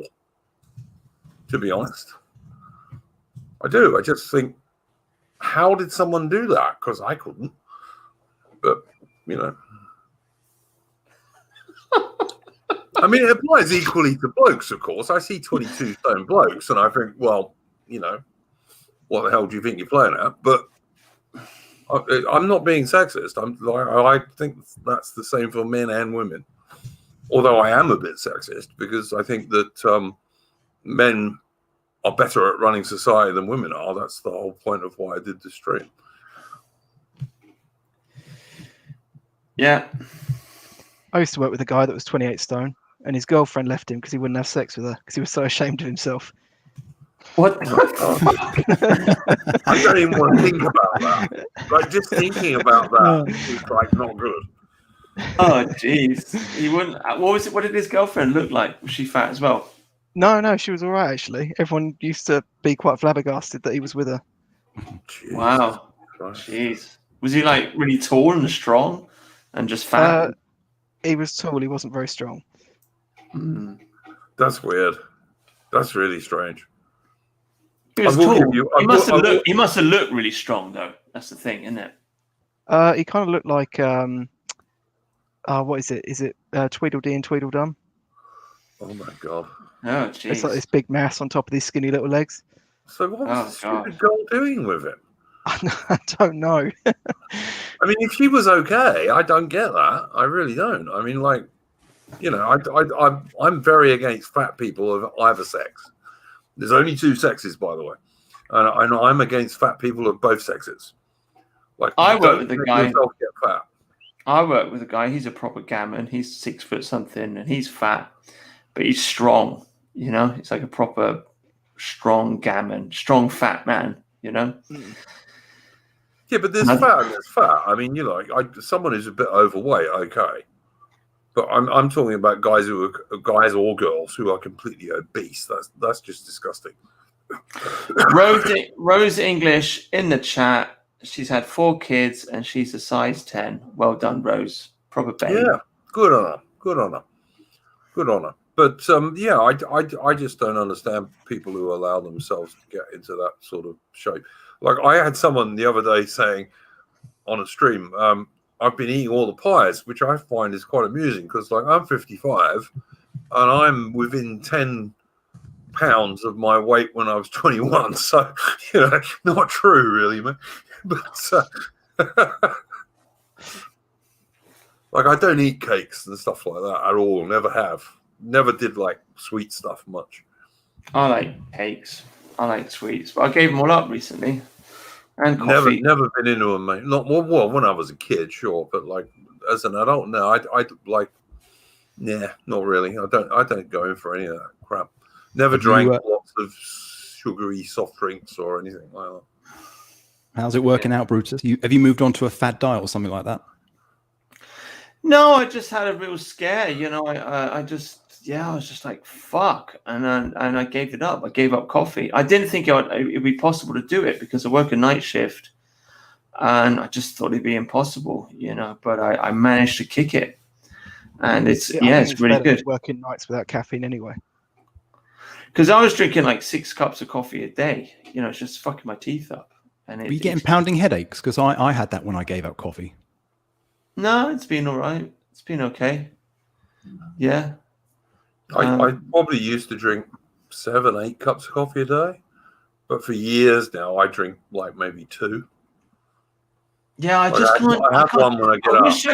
I wish I could drink moderately, but I just can't seem to do it. I'm like an all or nothing kind of guy. Like, I have 1 cup of coffee and I got to have 10.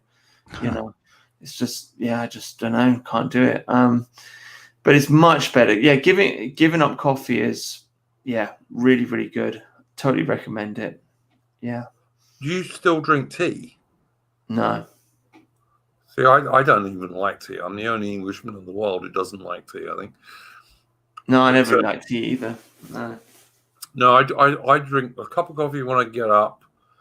If I fall asleep, because like I've had, like, I don't sleep very well, which is great because it means I can stream at the right time for Brits. But if I fall asleep and then I wake up again, I'll have a coffee. But I drink 1, 2 a day. That's about it. Yeah. Yeah. There you go. Night shift makes you fat, though. Like, I see the people that I work with, they're all fat. Like, I've literally seen people, they start doing the night shift, and a year later, they're fat. Because it fucks up your rhythms and so on and so forth. Need to change your job, mate. I do need to change my job, but the economy is collapsing, and I'm lucky to have a job, and so I'm going to have to stick it out for another couple of years, I think. All right, last bit of subject then. The lockdowns for this fake pandemic, that if you're not over 75 or already very sick, doesn't kill anyone, basically, or no more than the flu does anyway. And I think that's a good example of not only the feminization of society, because it's usually women, you will notice, who complain if you're not wearing a mask. I have never seen a bloke complain about that, but I've certainly seen women do so. And I've told them to fuck off.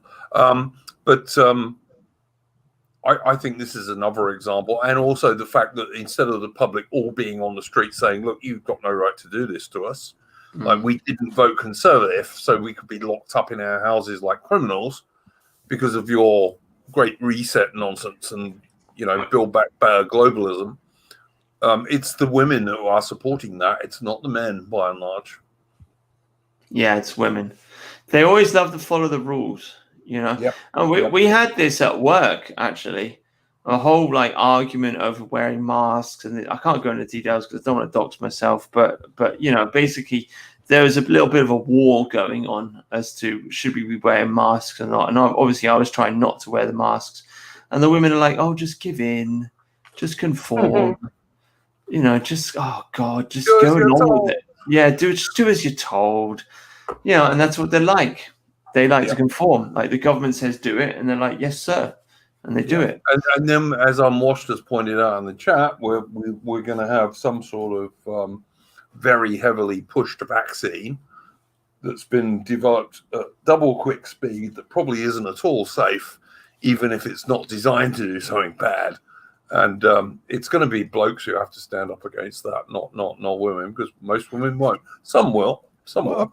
I have to say that since I've been back in the UK, which was on Saturday, I'm not really seeing anybody really paying attention to the rules. It's almost like sort of life as normal. I mean, I walked past a couple of pubs, and they're sort of like restaurant pubs, and all the tables were booked, and they didn't seem to be separated any more than they would be. So it seems like there's a kind of veneer where people are just going about their day-to-day business, and some people are wearing masks, others aren't. But you got to wear a mask in a shop, though, haven't you? Yes. Although the funny thing is that all the people who work in the shops don't seem to be wearing them. That's one thing that I've noticed. It's not the case in Australia. In Melbourne, which of course is the hometown of dictator Dan, who's the socialist premier of Victoria, who is heavily tied into the Communist Chinese Party and the Belt and Road nonsense. Here, if you go into a Woolworths or something, a supermarket, everyone will be wearing a mask, and you have to wear a mask. And that's the only time I wear one, is if I'm walking into a supermarket. It's interesting because in Spain, everybody wears a mask. They're very, very obedient. Even if they're walking down the street, it's mandated that whenever you're out, you have to wear a mask, and everybody does it. Whereas in the UK, people are just walking out in the streets, walking their dogs. They're not wearing a mask at all. So there is. You do get this weird passive aggressive thing though, where people kind of like. I mean, I get this a lot. You get people like they stand aside, or they stand like a little bit out of the way to let you pass. And I've had people do this to me, and I walk past them, and then they're like mutter under their breath, and thank you, or because I didn't say thank you for them because they stood at the side of the road as I walked past. Just smile at them. That's what I do. I just smile. It's just like God. It's just like weird passive aggressive shit, It's like where people are like, oh, I'm so moral and superior because I'm going to step aside to keep a 2-meter distance between us, and it's just like, fuck off. But it's a clever virus because, like, if you're sitting down and eating a meal, it won't affect you. No. But if you go into a pub, it might. Yeah. It's a damn clever virus. You won't catch it in Tesco's, but you will catch it in a small business. Over $200 billion so far has been transferred from small business to huge multinational corporations. And I think that's the real agenda behind it, to be honest with you, is to close down these small businesses that give people independence, not just the people who own them, but the people who work for them. Shout out agenda. Shout out to Helly Monster in the chat. Never worn a mask. Well done, Helly Monster.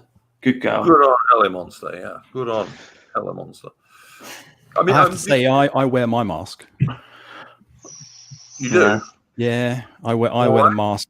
I wear it as a courtesy to people who actually have a fear of it. That's the reason I do it.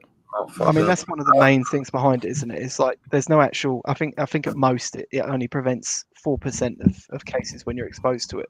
But the masks are all too big. Like a virus is an absolutely infinitesimal tiny thing. It'll just go through the mask. I mean, the thing is, like, assuming the virus is real, washing your hands and social distancing is the main thing.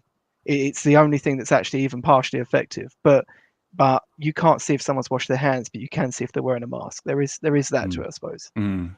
And have you looked at this year, Adam, and have you seen how many flu deaths there's been so far? It's suspiciously low, isn't it? Yeah, there's no flu deaths. It's all just COVID. And we're all dumb. We are all really, really dumb. I mean, look, what's his name? Dave Cullen from Computing is Forever probably does the best videos on this, and I would certainly recommend everyone to watch Dave Cullen on this. But it's a total con, and it's got far more to do with the Great Reset and Build Back Better, and the idea that in 2030 you'll live in a pod, you'll eat bugs, you won't own anything, but you'll be really happy according to the World Economic Forum. It's got much more to do with that than it has public health. Yeah, I mean, you do notice that, like they talk a lot about wealth inequality, and of course, most of the time, wealth inequality is to do with how long a group or a person has been sort of within the society, which then means that the people that are being brought into the society at a continuous rate is just purveying the problem that they're also complaining about. Yeah. So, as most of these issues, it's their solution to a problem is begetting more of the same problem. And it's kind of then used to justify more measures. It's also to do with the green watermelon agenda, which is to make the Western nations poor in energy and also financially poorer. And supposedly that's going to make second and third world nations somehow better off, particularly as India and China can do what they like, apparently, particularly China. I mean, you've only got to look at how, like, all the countries we're being pushed to dislike are all petro economies, and all the countries that we're essentially shifting our power towards are sort of battery manufacturers and electric economies. Yeah, and digging out all that battery stuff in China, of course. Yeah. But yeah, it's got nothing to do with public health. It's all about this Great Reset thing. I think that their aim is they will see us living in pods, eating bugs because can't afford meat. They'll have, well, already in UK you have CCTV on every street corner and everywhere. You'll have facial recognition software so that basically government can trace you everywhere you go. If they bring in universal basic income, which I think the government's already testing with some of the lockdown stuff, providing people with money from when they're not working. You say a single word against the government and they'll just cut that off like that. It will be gone. And then on top of that, if you get a cashless society, which is the other thing they're pushing for, if the government cuts you off because your bank won't give you your own money or the money the government gives you, supposedly, you'll be totally fucked. You won't be able to. I don't think that. I don't think it's going to come to that because you can't just cut people off from being able to live. I mean that represents. Why not, Soja? Because that represents a big problem for the government. You can't just cut people out of everyday normal life. Small number of people. Oh, then you've got a small number of people who have been pushed to the absolute brink. Mm. You're going to force them into a corner. What are they going to do? But most people won't get forced that far because most people will stop saying whatever it is they're saying that the government doesn't like. Well, yes, that's right. It's the chilling effect of it. Yeah. That's actually that's right. It's not so much the ultimate end consequences in theory, but just the mere threat that looms over you is enough. You won't be able to live. You'll be a literal beggar.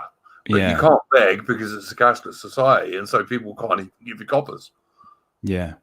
But I know also that, I mean, numerous other advantages to having a completely cashless society, and that it's just going to be so much easier to tax people. Yep. You won't be able to do anything without people knowing that you're doing it. And obviously, it will completely remove any privacy you have in your life as well. Well, we don't really have any privacy anyway. Well, we've got more than we would have under a cashless society. Yes. But then again, Australia, for example, they're trying to make, I think, the maximum purchase you can do with cash. I don't think it's passed yet, but they're trying to get it through Parliament. I think it's $20,000, which is like, I don't know, 12,000 quid, say. Mm-hmm. Anything more than that, you're not allowed to use cash to buy it. Why? There's no good reason for that at all. Yeah. That I can see. There's absolutely no good reason for that. So yeah, I just think this whole China virus, COVID-19 thing is a con. It's just a total con, and people are mostly falling for it hook, line, and sinker, and it's taking a lot of time to wake people up. Yeah, it's my view that you can make people believe whatever you want them to believe. That's for me. That's one of the most black-pilling things, is that actually all of this stuff is entirely possible, and people will learn to love it. That's the most sort of heartbreaking thing to me. Well, you've seen people like complaining when they ease lockdowns. You know, well, I think if you look at the polling, the public are very much in support of the lockdown, and then there's a significant. Well, I don't know if you call it significant, but there's a large percentage who want even sort of stricter lockdowns. Yeah. So yeah, and then you see the police beating people up, including old ladies and stuff like this. When Black Lives Matter and Antifa do marches, they run away. Yeah. Well, I remember. Do you remember when all the BLM stuff was kicking off? I remember because I was in the UK at the time, and I remember watching on Sky News. They'd have a segment about the BLM marches, and there'd be crowds of people not wearing any mask, and there wouldn't be any talk of the risk that this posed, re COVID, and then they flicked to another segment about white people on the beach. And it was all about how dangerous this was. So you had these sort of you had these two opposing narratives, one after another, and it's just so perplexing. But they can get away with it, and it's just people don't even seem to see it. I mean, what do you think about that? Yeah, I think like Soja said, it is very black-pilling. When I was seeing, I just kept thinking, is the left right all along? Like, can you actually just pathologize people until they just accept certain norms? I do think that there's ways in which people fight back against it that they don't always recognize, that aren't always recognized as being against that form of the system. I don't think the kickback against BLM would have been as vicious as it was if there was other things that people could have distracted themselves with at the time. Yeah. For example. Yeah, for sure. Well, I think also people were pissed with Black Lives Matter for vandalizing statues, like war memorials, guys trying to set fire to Union Jacks on the cenotaph. I don't think that went down very well for the majority of people. But the thing is, though, I mean, the media could have just not showed it. They chose to show it because it was almost like rubbing people's noses in it, essentially. Yeah, true. That this was happening and there's nothing anyone could do about it. That is one of the things that I think 2020 is going to be known for in the future, is that this is the year when anyone who's been half awake can see that the mainstream media just doesn't show stuff it doesn't want to show. Yeah, I mean, the trust for the media is absolutely through the floor. But as where people are sort of, when people are saying like that they want harsher lockdowns, that's because they believe that the lockdowns will actually fix this quicker. And that's essentially them still expressing their trust for like the government or certain institutions at least. Do either of you guys actually know anyone who died from COVID-19? No, I know a lady who was 97 who lived in a home, got COVID, beat it, came out, and then died of natural causes. True story. Yeah, fair enough. Actually, I did as well. My aunt died from a brain tumor, but had coronavirus before that. I wonder if both those old ladies were counted as COVID deaths. I'd be interested to know. I don't know. My aunt was. They said that they couldn't know the extent to which coronavirus had sped up her condition, so it was enough to link it to coronavirus. But you know, someone of 97 dying, obviously it's sad, don't get me wrong, but you know, people of 97, the average age I think for British men to live to is 79, I think, and for women it's 82 or 83. So you know, if you're over that, you're already into like you're a very old person. And I speak as a bloke who's getting on for 56 now. So like I'm not a young man, but like you've got to recognize that everyone dies. And I think this is the thing they've been using with this China virus stuff, is that they've been saying, oh, all these people have died. The vast majority of those people will probably have been dead 3 to 6 or 9 months later anyway. Yeah, and then there's all the unintended consequences of all the men who would have gone to get themselves checked for testicular cancer and they haven't done because they want to save the NHS. We're just deferring all of these sort of problems for later on down the road. Suicide rates have gone through the roof. Yeah. I know in Victoria, which had the longest lockdown of anywhere because of socialist dictator Dan Andrews, there was something like nearly 900 people extra committed suicide in the same period as compared to the year before, which was vastly more than the COVID deaths. Yeah. It's a huge con job, and I think that's one of the things that we should spend a little bit of time between ourselves as nationalists trying to show people. I mean, and Boris Johnson, well, okay, what can you say about Boris Johnson? He's a totally dishonest globalist shill. He uses the same Build Back Better slogan as Joe Biden in America, as Macron in France, as that horrible bitch in Germany, and Trudeau in Canada. He uses the same slogan. They're not even trying to hide it. And it's all...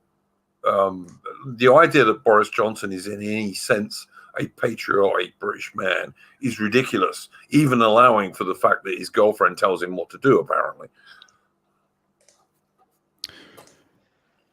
Yeah. See, I don't know how or why they would flip to it, because if you look at like earlier in the year, of course, Rishi Sunak put out a strategy for how the economy would recover, and I didn't really like it. But the one good thing you could probably say about it is that it didn't seem to be implicitly picking winners. You know, it seemed to generally be a bit more on the free market lean than what you might expect from people who would only a couple of months later be saying stuff like the Great Reset and Build Back Better. So I don't know if I don't know how this is manifested within the cabinet or within the government as a whole. Well, they got rid of what's his name, who to me was the last guy who was any good in Boris Johnson's group of advisors. What, Cummings? Cummings, yeah. I mean, I don't like some things about Cummings. For example, Cummings, I believe, was against the Royal Navy aircraft carriers, which I'm certainly not. But he was certainly someone who was on the right of politics pretty generally. And they ditched him. So I don't know. I think Johnson's complete. And just look at the continuing political theatre about Brexit, where every day you'll get a new story about it's going further, it's going less. There's no deal. There is a deal. It's all crap. I don't believe any of it. I think they know exactly what they're going to do, and they have done for ages. I think it's just pure theatre. I don't believe. Yeah, I've never known how to take Cummings. He seems heavily autistic, and I kind of feel that a part of his whole thing, a part of his whole shtick, is just make the civil service run better. Well, good, because they can certainly do with that. Basically, an engineer, and he's an engineer looking at politics, trying to make it more efficient. That's what it's what engineers do. Yeah. And I mean, there were some times when he would say about like making a society where it like the people are more connected to the sort of the upper echelons of politics. I mean, that would work better for us anyway. because then it would be hard for them to escape some of the real sort of public interests that they constantly get away with ignoring. But I don't know. I don't think he's got any actual working strategy really. Well, he's not there anymore. It's now down to Boris Johnson's girlfriend. She's not even his wife. It's just a girlfriend. Yeah. And we don't live in a feminized society. No. Okay. I mean, I think that like in any real society, Boris Johnson would just be sacked as leader of the Conservative Party because his girlfriend told him what to do. Like never mind as Prime Minister of Britain, he should just be sacked just because his girlfriend tells him what to do. I mean, I don't know about, did anyone ever vote for Boris Johnson's girlfriend? It's just crazy. What's his popularity like? I think he's gone down quite a lot. Declining, yeah. I think he's now been properly overtaken by Keir Starmer. Oh, okay. Well, that tells Or at you least all he you has need. in some places. And Keir Starmer would be like Tony Blair light, but then the Conservative Party are Labour Party light, and that's all they are. Well, that's why Keir Starmer's popularity is going up, though, isn't it? Because he's got the balls to just openly lie to the public about what it is he wants to do and all that sort of stuff. I mean, really, that's what the Tories should be doing. Supports every single thing that the Conservatives bring in for lockdowns and all the rest of it. They never complain about any of that. The only people that do is a minority of Conservative MPs.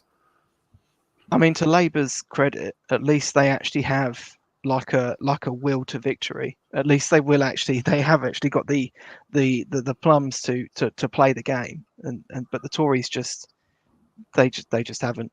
They just I don't know. I just fear for the next election because I mean, like, will all those guys in Northern England, will they all go back to voting for Labour?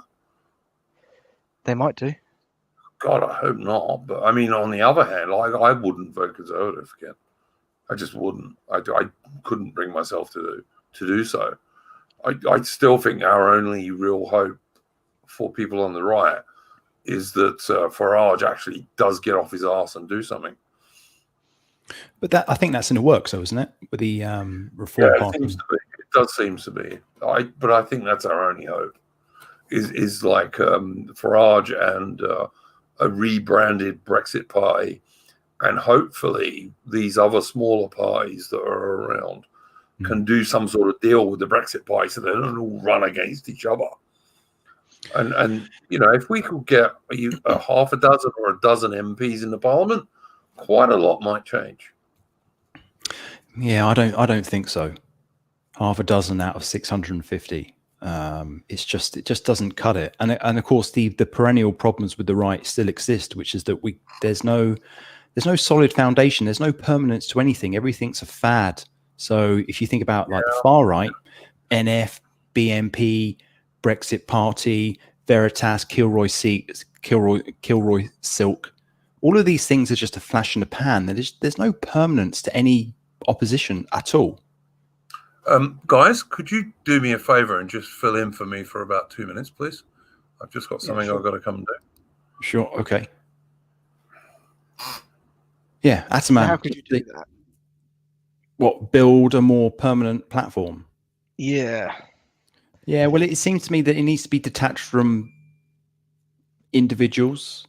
So I just immediately think of Farage, and that, the only reason sort of UKIP went anywhere, the Brexit Party went anywhere, was because of him. So we need, you need a deep bench. If you think about it in terms of a football team, you need a deep bench of people that you can bring into a party and, continue it going. And this is my fear with Farage, is that, he's getting on now. And, these parties, just like I say, they don't have any permanence. And that's a real problem, because we build up all this momentum, and then it just disappears. UKIP, with all the infighting, just completely collapsed. So yeah, I suppose this is the problem with Trump as well, is that he's like, there's no one to replace him once he's gone. That's interesting though, because I suppose you've got the Britain First guys, but yeah, but again, they're not even on the radar. And Well, I always get them mixed up. For Britain First. Which one are you referring to? Can you name America First, the Nick Oh, Fuentes America guy, First, as a plug-in for any MAGA energy, as it were. But in the UK, yeah, I mean, I'm fully Farage pilled, right? I like Nigel Farage, but yeah, there's no replacement for him either. And I kind of thought it used to be a strength that he was running on his own name and his own brand, and had all the momentum behind him, because it meant that as soon as the media sort of started to get their claws into any institution, he could just move that momentum with him to something else. But obviously, as you say, there's no permanence to it. Yeah, and that is, if you just compare a political party to any other kind of organization, you really need the sort of the structure and infrastructure in place for it to continue, and a pipeline of talent coming in, and we just haven't been able to cement anything that's lasted. Not even on a sort of Lib Dem level. If you think about the Lib Dems, they can't really crack. What were they at their peak? 50 odd MPs, and then they're sort of down to 20. So it's so hard. Even they struggle. They can't even make any inroads, and they've been around since the dawn of time, basically. I think a real right-wing party that had a reasonable program, nothing too extreme. Like, say, Farage, for example. I think those guys could get somewhere and would get more support than, say, the Lib Dems, who are, like, obviously left of centre. But also, I think you've got to get some sort of alliance between Farage, between For Britain, this guy who we were talking about the other day on Bruce's stream, the actor, that mixed race guy who used to be in UKIP. I think we need an alliance between all those guys, and also one or two other groups. And then you might get enough talent coming through to continue it after Farage. I think it's just so split up at the moment, and you can't have 10 tiny little parties. You've got to have one party that has more the same kind of stuff going on. But I think if you did an analysis of these rival parties, these small ones, if you looked at what differentiated them from one another, you would see that there's not much overlap, and therefore they represent different things and different ideas. For instance, I don't think that you're going to get someone like Lawrence Fox on a UKIP platform. Really? Because I don't think he's probably not. He's probably not the type of. He said he supported Brexit. He supported Brexit, but what's his position on immigration? I don't think he has one.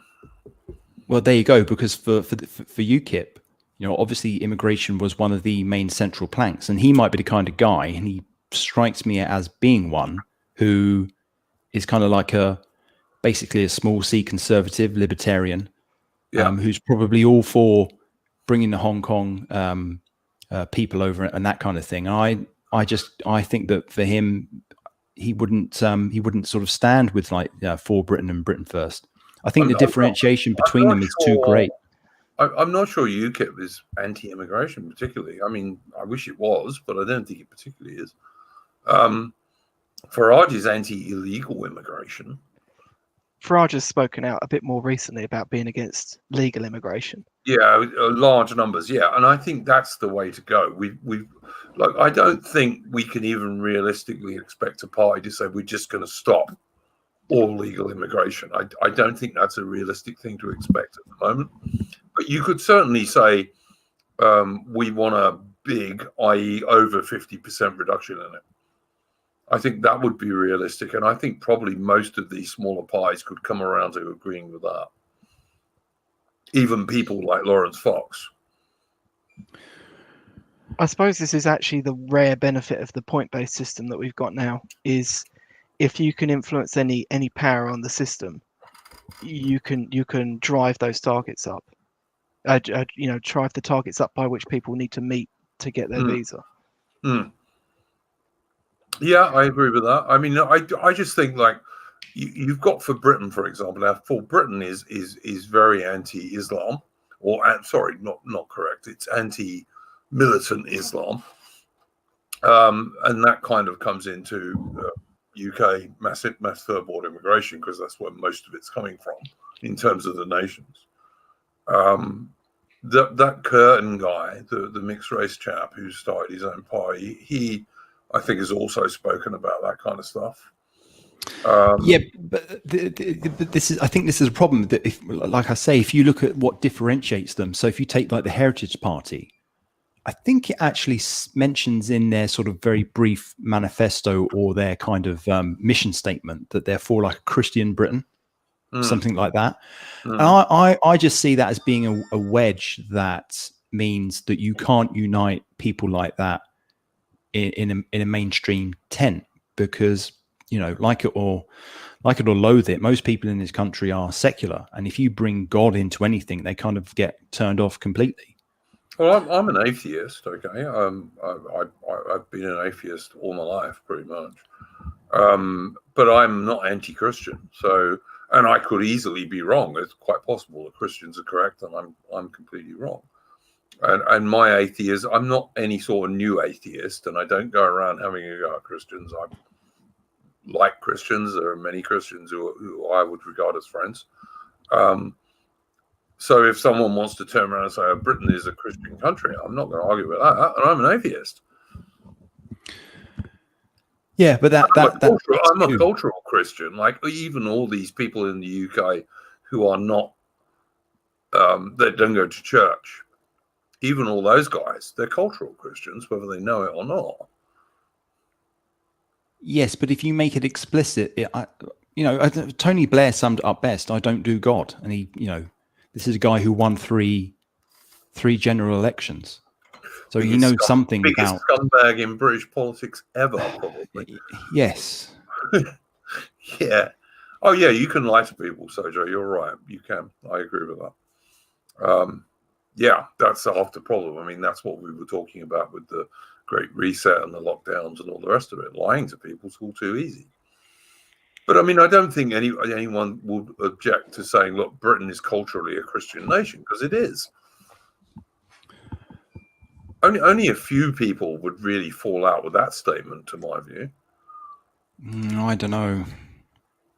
I'm pretty Christian. I don't think you can really talk about it, sadly.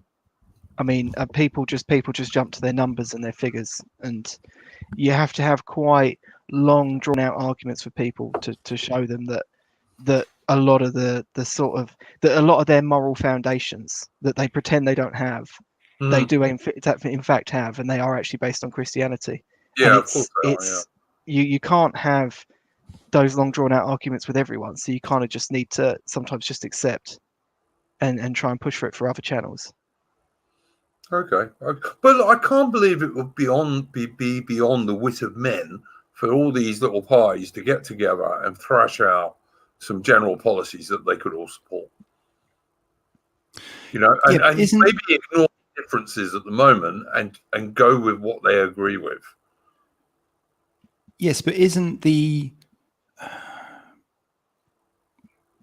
it the case that because you have all of these different parties is because they feel that the other parties that currently exist don't represent what their vision of the country is?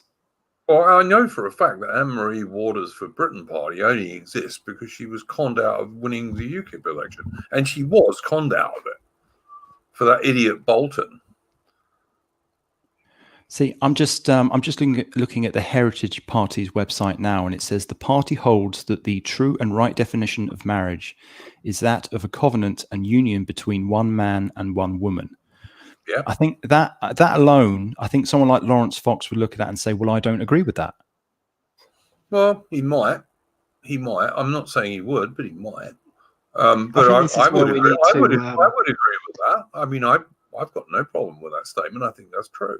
Yes, but I'm not talking about you individually. I'm talking about looking at the electorate as one whole, and But trying to figure out how many people do you think, Sojo, like of the? And bear in mind, we're only really talking about indigenous white British people here, for the most part. Like there will be some immigrant or immigrant descent people who might support that, but by and large, what you're trying to do is get the indigenous white British vote there, and I don't think that many of them are going to disagree with that. The indigenous vote is a large portion of it is very liberal. See, I don't think that much of it is, mate. This is where I'd probably disagree with you. I think that there is a large proportion of the relatively noisy chattering classes that is liberal, for sure. But I think the vast, like, general public of the UK, whether they be working class guys or average middle class people who are not in the media, etc., I think most of those guys are actually pretty conservative with a small c. Yes, probably. I'm just wondering about the people that head up these small parties and whether they could sort of get together, because it just strikes me as that, you know, for someone like David Curtin or Kurtzen, whatever his name is, Curtin, I think, I think he is a Christian, so I think his Christianity is like really important to him. So if I just can't imagine him sort of uniting with Lawrence Fox, because I think that they would probably just fall out on what they agree on what they think is important to put into a manifesto. So that's why I think it's really hard to unite all of these right-wing factions, because they actually, like I say, like the product differentiation between them is so great that there's very little overlap. Otherwise, they would be in one single party already. Maybe. What do you think about that, Alan? Well, isn't this where we can actually do something? I mean, Brutus is always talking about wanting to have like this streaming service almost, where there's like a stream every night. And you could almost, if you could build up enough viewers between that, you could almost sit down just between your little community and draw up your, I don't know, 10 rules or whatever that you think a nationalist organization should abide by. Keeping them, you know, reasonably broad, so there's some sort of level of interpretation, but also keeping them realistic to what is electable. And then you could, and then you can literally, you could almost, I mean, because this is the thing, like, I keep bringing this back to Farage again, but like he's found a bit of a hack whereby he can push the electorate without even being elected, and he can you know, push elected politics basically from outside. But you could do the same. You could do the same thing on a small scale. You can have a streaming service which, I don't know, 2,000 people watch, and that also puts pressure on the nationalist organisations that all those people interact with and are a part of, and then you end up formalising the system that way. Yeah, I like that idea. I mean, I do think that what we've got to do is look at the things we agree on, and for the time being, at least, put to one side the things we don't agree on. Because I don't think the things we don't agree on are that huge. Like one of the things I got from watching that Lawrence Fox thing on Brutus's stream the other day was that he didn't really say anything I didn't agree with. So insofar as he went, I can support that. Yes, but also it's a question of what he didn't say. And when you inevitably, when you figure out the things that you agree on, that number actually, the number of things that you do agree on shrinks to the point where you end up being a one-issue party. And that's the problem, is that we cannot have a one-issue party, because one-issue parties don't have any longevity. We need something that's going to last hundreds of years, not just 5 years. It's got to be a pro-British nationalist party, in my opinion. Yeah, but that I think that means that you have to, the sort of dissident right would have to drop a lot of the things that it holds dear. So, for instance, it would have to be civic nationalist. Sorry. I don't know if it would have to be, strictly speaking, civic nationalist. I think it would certainly have to drop all the NatSoc bollocks, yes. And I've got no problem with that, because I'm not a NatSoc anyway.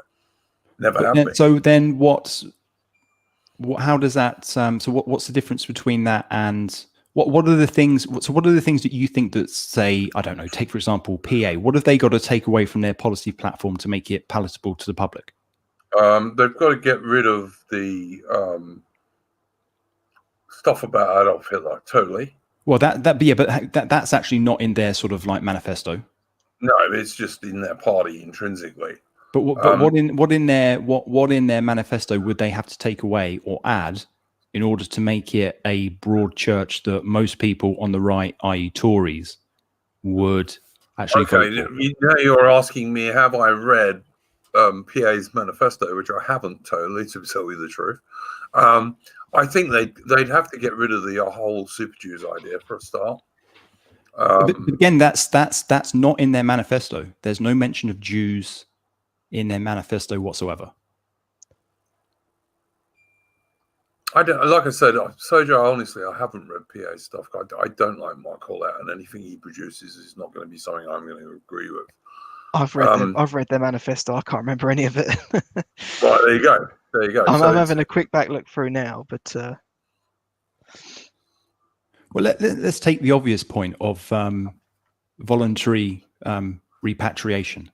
Is that something that is going to be a point that is broad church? If it's voluntary, yeah, I don't see why not. But isn't there kind of within voluntary repatriation? I mean, this is Enoch Powell got caught up on this a lot. If you look at any of the old interviews back then, like the one thing they kept saying to him is what is unsaid in the idea of voluntary repatriation? Is there going to be some level of coercion? Well, no, you just give them money to go home. Yeah, but you need to be able to argue that effectively through the media when the media is going to be trying to. All right, I'll be honest. I don't think if you're going to initially set up a real British nationalist party, I don't think that probably should be in your first manifesto. It's probably easier to leave it out. I think what you've got to say about immigration is we want to drastically reduce it. I think that's literally what you should say is literally we're going to drastically reduce legal mass immigration and we are going to totally stop illegal immigration. But that's the UKIP platform. Well, I don't know what the UKIP platform is these days. So, Joe, have you kept up with that? Well, let's not. No, I haven't. But let's think about what UKIP was at its peak when it had 20% of the vote, and that was one of their central planks that they would drastically reduce immigration to the tens of thousands. Yep, and it's why most people voted for Brexit, to be honest. Right, and then they were only able to get, like I say, at its peak, 20% of the vote, and 2 MPs, one of which got re-elected, and to begin with, 2 of them defected from the Tories, I think. Yeah, but you've also got to look at the fact that at that stage, the Labour Party wasn't as totally destroyed as it is, say, today. But is the Labour Party totally destroyed? Because I think it is, to be honest with you. I like one of the things that destroys it is Scotland, because like a lot of Labour MPs came from Scotland back in the day. Same to some degree with Wales.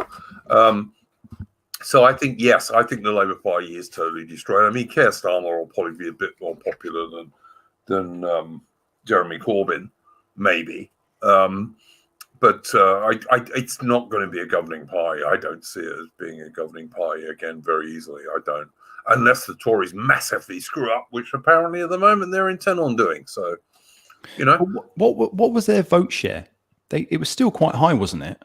It wasn't the last general election. Yeah, it was still quite high. It was just that because of first past the post that the Tories were able to, because we can have this situation in the UK where the Tories or Labour get a lot of votes, a big percentage of the vote, but it's the swing in the important constituencies that what delivers Only some places that matter, like in the USA is the same. Yeah. Didn't Labour get like 35 to 40% of the vote last time? Yeah, something like that. That what sounds with Corbyn? about right. Yeah. So that's like I say, that is still a very sizable share of the vote. So to say that they've been completely destroyed as a party, I don't. Yes, they can do badly and have done in the past election, but they still have a very big base of support. Yeah, I think it's the stupidest of the stupid people who really still vote Labour, to be honest with you. In terms of the white population, that's not true of immigrants. If I was an immigrant, I'd certainly vote Labour. But I think for the indigenous white people, it's the real either complete lefties or real morons who still vote Labour because they don't think about it. I mean, yeah, but herein lies the problem, which is that to implement, so for the distant right to implement the kind of policies that they want is very much naturally against one large voter bloc, which is basically, if I'm going to be honest, brown people, right? Because basically the distant right want to get rid of brown people, want to cut immigration, get rid of 25% of the population maximum. Right. So in order to have, so basically your only voter base are whites. And then you've got a large proportion of that white voter base that are highly liberal. So when you actually begin, I don't agree with that, Sergio. I don't think there is. Well, what do you mean you don't agree with that? So many white people vote for the Liberal Democrats and for Labour. So I'm just telling you what the facts are. Yeah, listen. I don't agree. First of all, a lot of the Labour voters don't vote for Labour because they support brown people. They vote for Labour because their father did, or their mother did, or their grandmother, or their great-grandmother did. They don't even think about it, mate. And I know this. I came from a family that was like that for a long time. And in one or two members of which was still like that fairly recently. The other people who support it are the noisy, chattering classes, as Mrs. Thatcher used to call them quite correctly, who run the mainstream media and the arts and to some degree universities. And it's those guys. It's not a large proportion of the population. The vast majority of average working class voters, and I believe the vast majority of average middle class voters, are extremely conservative with a small c. I don't think they make a fuss about it, but I think they really are. And if they had a party they could vote for that would go that way, they would vote for them even more happily.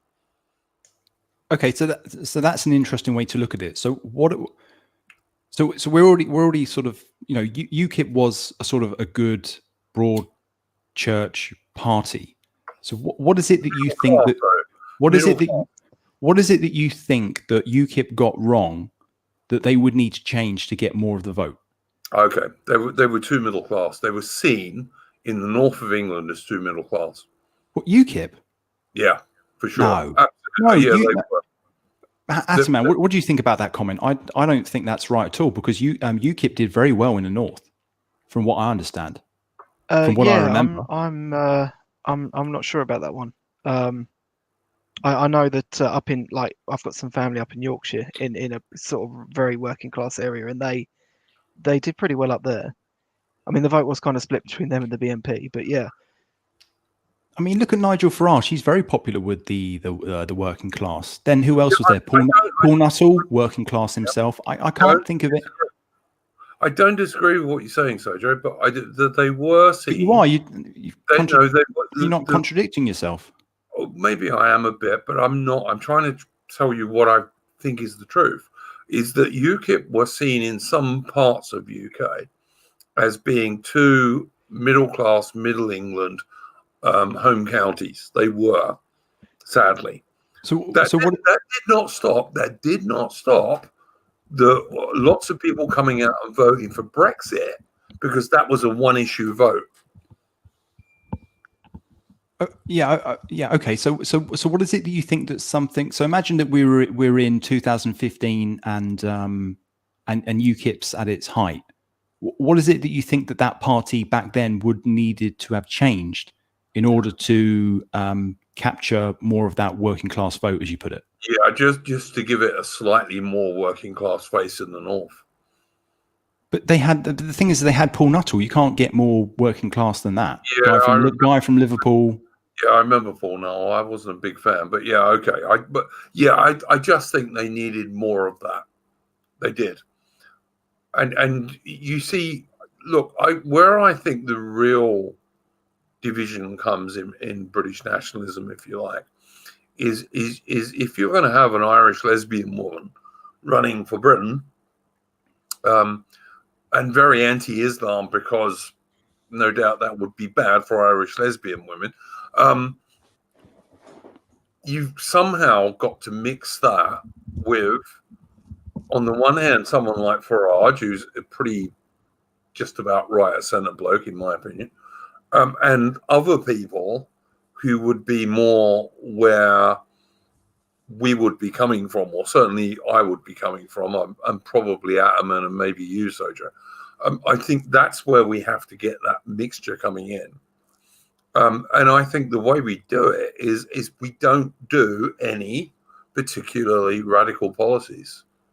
We try and do mainstream policies that people will go with, but we also need to give it a face so that people who want Tommy Robinson get someone who looks like Tommy Robinson, and people who want someone who looks like Nigel Farage get Nigel Farage, and people who want someone who looks like Jacob Rees-Mogg get somebody who looks like Jacob Rees-Mogg. I'm not quite sure how else to describe it.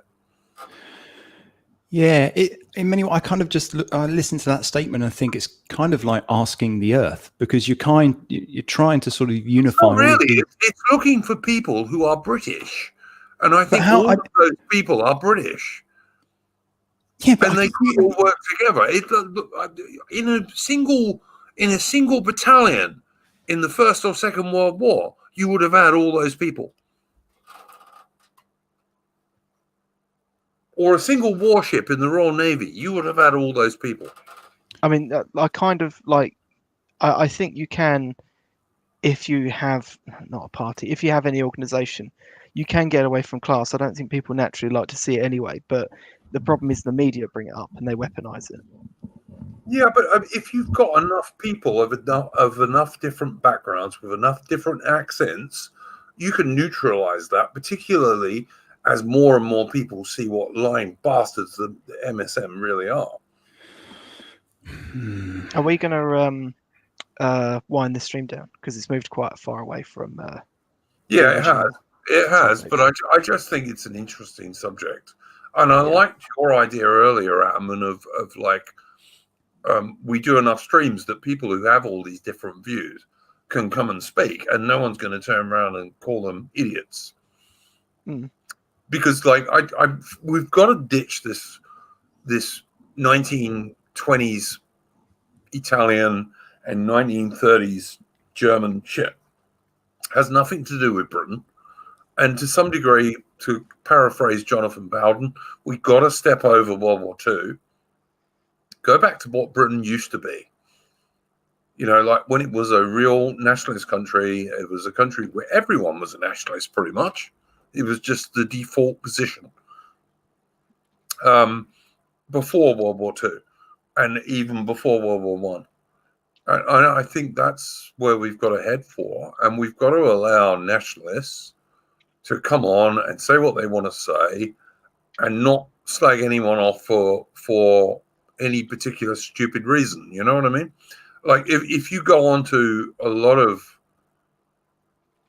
NatSoc streams, if you don't believe in Super Jews, they just want to chuck you off. And that shouldn't be what we do. We need to do British nationalism, not German nationalism, not Italian nationalism. And that's kind of what I think. Sojo, what do you reckon, guys?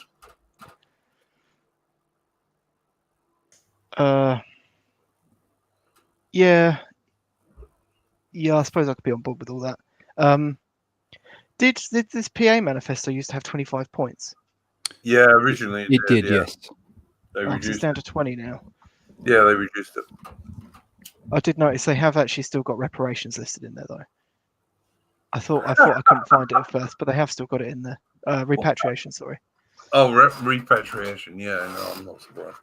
Look, I just don't think that's something that should be in an original manifesto for a real British national pie.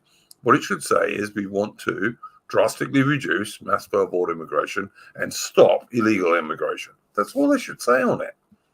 And everyone pretty much can agree on that. Who's not a globalist shill. Because, like, you know, mass border immigration obviously forces down wages, particularly for the least well-paid and the least skilled, and it equally obviously forces up housing costs in terms of not only buying houses but in renting houses. So it's plainly bad for most people.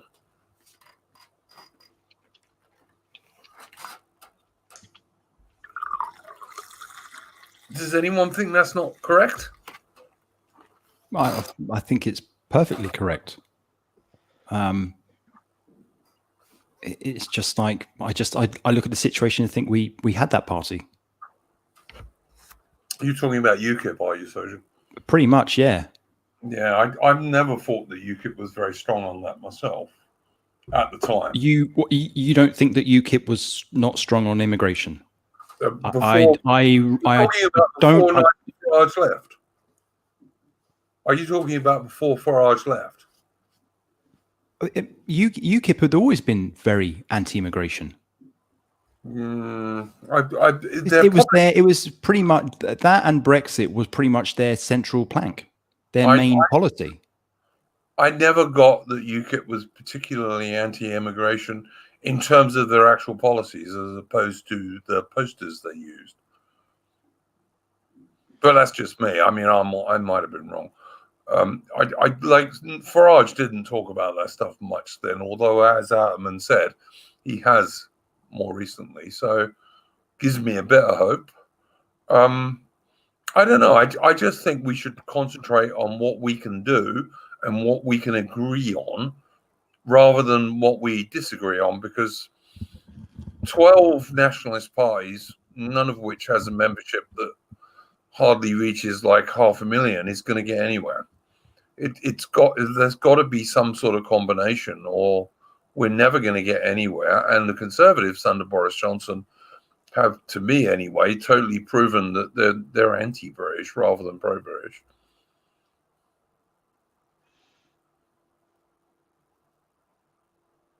Am I wrong? No, I don't think so. Adam, what do you reckon? Am I wrong? Like a Conservatives pro-British party? Because I don't think they are. I'm sorry. No. It's funny you should say that, actually, because I sent to someone on Telegram today a video of Farage, and he was talking about when he was a member of the Tory party. And he said back then he thought he'd be a Tory forever, and he didn't think that they would so proactively betray this country. Yep. Can't disagree with that, man. Can't disagree with it. I mean, like I said, I know that even us three don't agree on everything at all. But we probably agree on more than we disagree on. And I think that's the basis that you've got to do some sort of nationalist alliance on, is what you agree on, not what you don't agree on, and leave that stuff to one side. It's also the weighting that they put on that particular subject. So, it goes without saying that everybody can agree on, yeah, we want to cut down on immigration and stop it. But then there are other things on the periphery that are also important. And it's the small differences that actually split people apart. Not the main issues. I don't know, man. I think if you look at a major political party like, say, the Conservatives, inverted commas, who haven't conserved anything as far as I'm concerned since the 1890s, but yes, there are loads of positions in the Conservative Party that disagree with each other, even within their very small MSM Overton window. There's a load of positions that don't agree, and you could say exactly the same from the left on the Labour Party. There are loads of people in the Labour Party who don't agree with one another on different stuff. The idea that nationalists have to be super pure, to me, is like one of our problems. Yeah, but think about the logic behind why was Britain First set up in the first place? It's not that they're the only party that wants to stop immigration, because UKIP held that position. The Tories nominally, publicly hold that position, but don't do anything on it. Yeah. So there are there comes a point when, you know, people feel the need to break out and set up something new because they're not satisfied with the options available. So it's just, I just see it as this intractable problem. But Britain First surely only came about from the destruction of the National Front. Well, no, because I don't think that Britain First or For Britain, I always mix these two up. None of them, they're not as, well, yes, I suppose that they did come out of the, because Paul Golding was ex-BNP, I think, wasn't he? Britain First is so I would put the logic to you. Wars party, okay? And Britain First came about only because she was robbed in a con that obviously was as obvious as this American election con. She was robbed of winning the leadership of UKIP. Sorry, who was? Anne-Marie Waters only set up Britain First because she was conned out of winning UKIP, which if it had been a fair election, she would have won. Now, right, I'm not. Okay. I don't hate Anne-Marie Waters, but I equally don't totally agree with her either. But why do you not find it odd that she didn't just sort of concede defeat and then just continue working for the party? Why should she when she was obviously going to win it? Because, well, from her point of view, it comes down to your motivation, right? So if you are in politics because you want real change, then surely you would say, oh, actually, rather than making another party that's going to go nowhere, I would actually just stick with UKIP because it's a broad church, and I broadly agree with everything that it represents. I listen. I remember watching that election, and I was quite angry because it was so obviously conned. And that Henry Bolton idiot. Do you remember Henry Bolton at all, Sojourner or Atman? I remember him. Yeah, like totally useless ex-army officer. The sort of bloke who, in action, you probably would have hoped got shot quickly by the enemy. He just gave you that impression. Like if he was your commanding officer, you would think, God, I hope he gets a headshot soon, because then we might survive. And he was absolutely shoehorned into a position there. And he didn't win that vote. I'm sorry, he just didn't. It was a con job. You know, America's not the only place that has corrupt elections. So I really think, like, I understand why she did that. I still think if Farage makes a party and like makes the Brexit party a broader thing, and somehow a British populist right party, which is what we need, if he does that, then I think she must come back. Even though I don't think she likes Farage, and Farage probably doesn't like her, and I don't particularly like her, but I kind of like her party. And I remember fucking Morgoth endorsing her like this time last year. So, you know, I just think that all of these guys have got to sink their differences and come up with a very basic kind of agenda that everyone can say, okay, we're going to support that. Now, and if once they get a bit of electoral success, well, okay, then you can get more into arguing about details. But you've got to have a populist British right-wing party. You have to have, or Britain's sunk. Because the Tories ain't going to save it. And I love Britain. I adore the bloody place. It's the best country in the world. If there was a war, I'd go back to Britain. I'm too damn old to fight just to die. Britain has got to have a populist British nationalist party that isn't Nazis and isn't fascist, that's British. Because it's the greatest nation in the world, and it's been around since Alfred the Great's time, in the Dark Ages, and it needs to carry on. And I fucking love the place. And all my family have fought for it. All of them. Some of them have died. It's the best country in the fucking world, and all of these nationalist parties need to sink their damn differences and adopt a moderate policy that could get MPs into Parliament so we can start changing things and the British people can start winning again. And that's, I'm sorry, that's just how I feel about it. Yep. Well, it sounds like you've got your mission in life to unite the right, Duke. Minus the Nat Sox. I don't give a fuck about them. But yeah. Actually, Yeah, I'll take couldn't agree the more. Nat Sox who don't go on about Nat Sox stuff.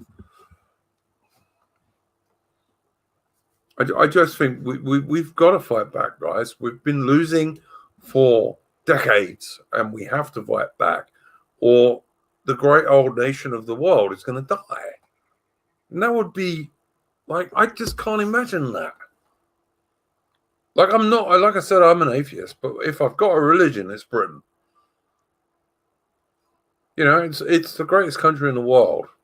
Best people, bravest people, most beautiful women, most brilliant scientists, best writers and artists, everything in the world. Best is Britain. And that's just what I think. I don't know. Maybe I'm a naive old bastard, but that's what I believe. Anyway, guys, you got any last words? Because we're going to shut this off. We've got a long way off our topic. No, I echo your sentiments. I think people need to get realistic and really focus on the things that think about a path to power that's actually going to work, rather than these sort of fringe ideas. That's all I've got to say. Fair enough. Admin, what you got to say, mate? I care about winning. I care about winning. I care about winning. You can do anything you want after that. Well said. 100%, man. 100%. All right, guys, I got one tune that I got to play us out. Kansas supporters will like this, because it's a song about a Newfoundland regiment that fought in the Great War and in the Second World War. And I just like the tune. And my last stream, I did some Boomer Tech and I played it and they had no sound. So this time it will have. Thank you for joining us, guys, by the way. I'm really happy. Yep, no worries. And thanks to everybody for listening.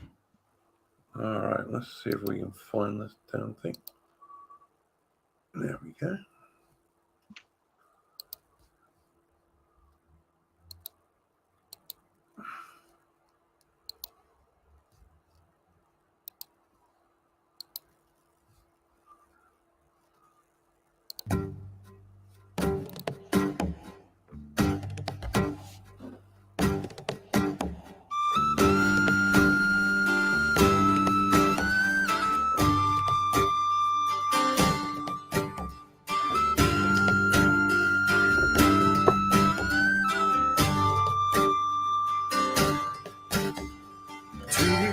Sergeants came to the CLB for the sons of the merchants to join the Blue Petits. So all hands enlisted, 500 young men.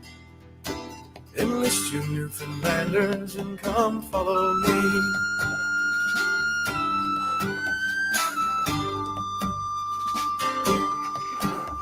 They crossed the broad Atlantic in the brave Florizel. On the sands of Suvla, they entered into hell, and on those bloody beaches, the first of them fell. Enlist you Newfoundlanders and come follow me, and it's over the mountains and over the sea. Come brave Newfoundlanders and join the Blue Petits. You'll fight the Hun in Flanders and at Gallipoli. Enlist you Newfoundlanders and come follow me.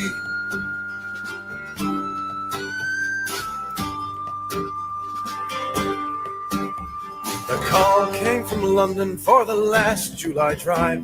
To the trenches with the regiment, prepare yourself to die.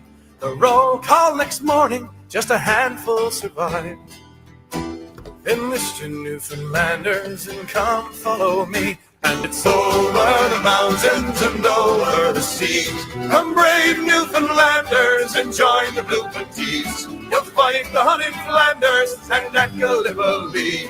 Enlist you Newfoundlanders and come follow me. The stone men on Water Street still cried for the day when the pride of this city went marching away.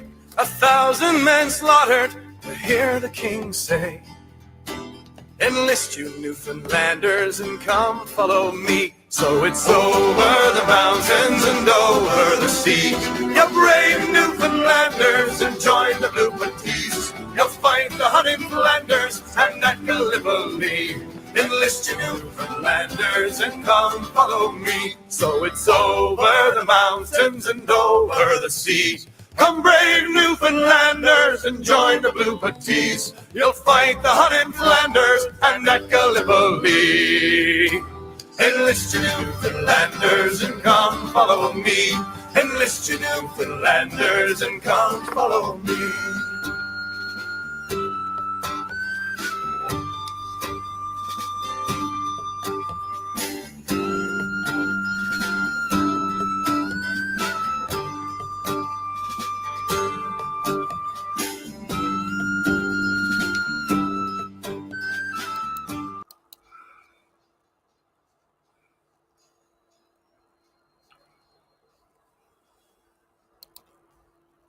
Okay, ladies and gents, long stream. Hope you found it interesting. Enjoy the rest of your day.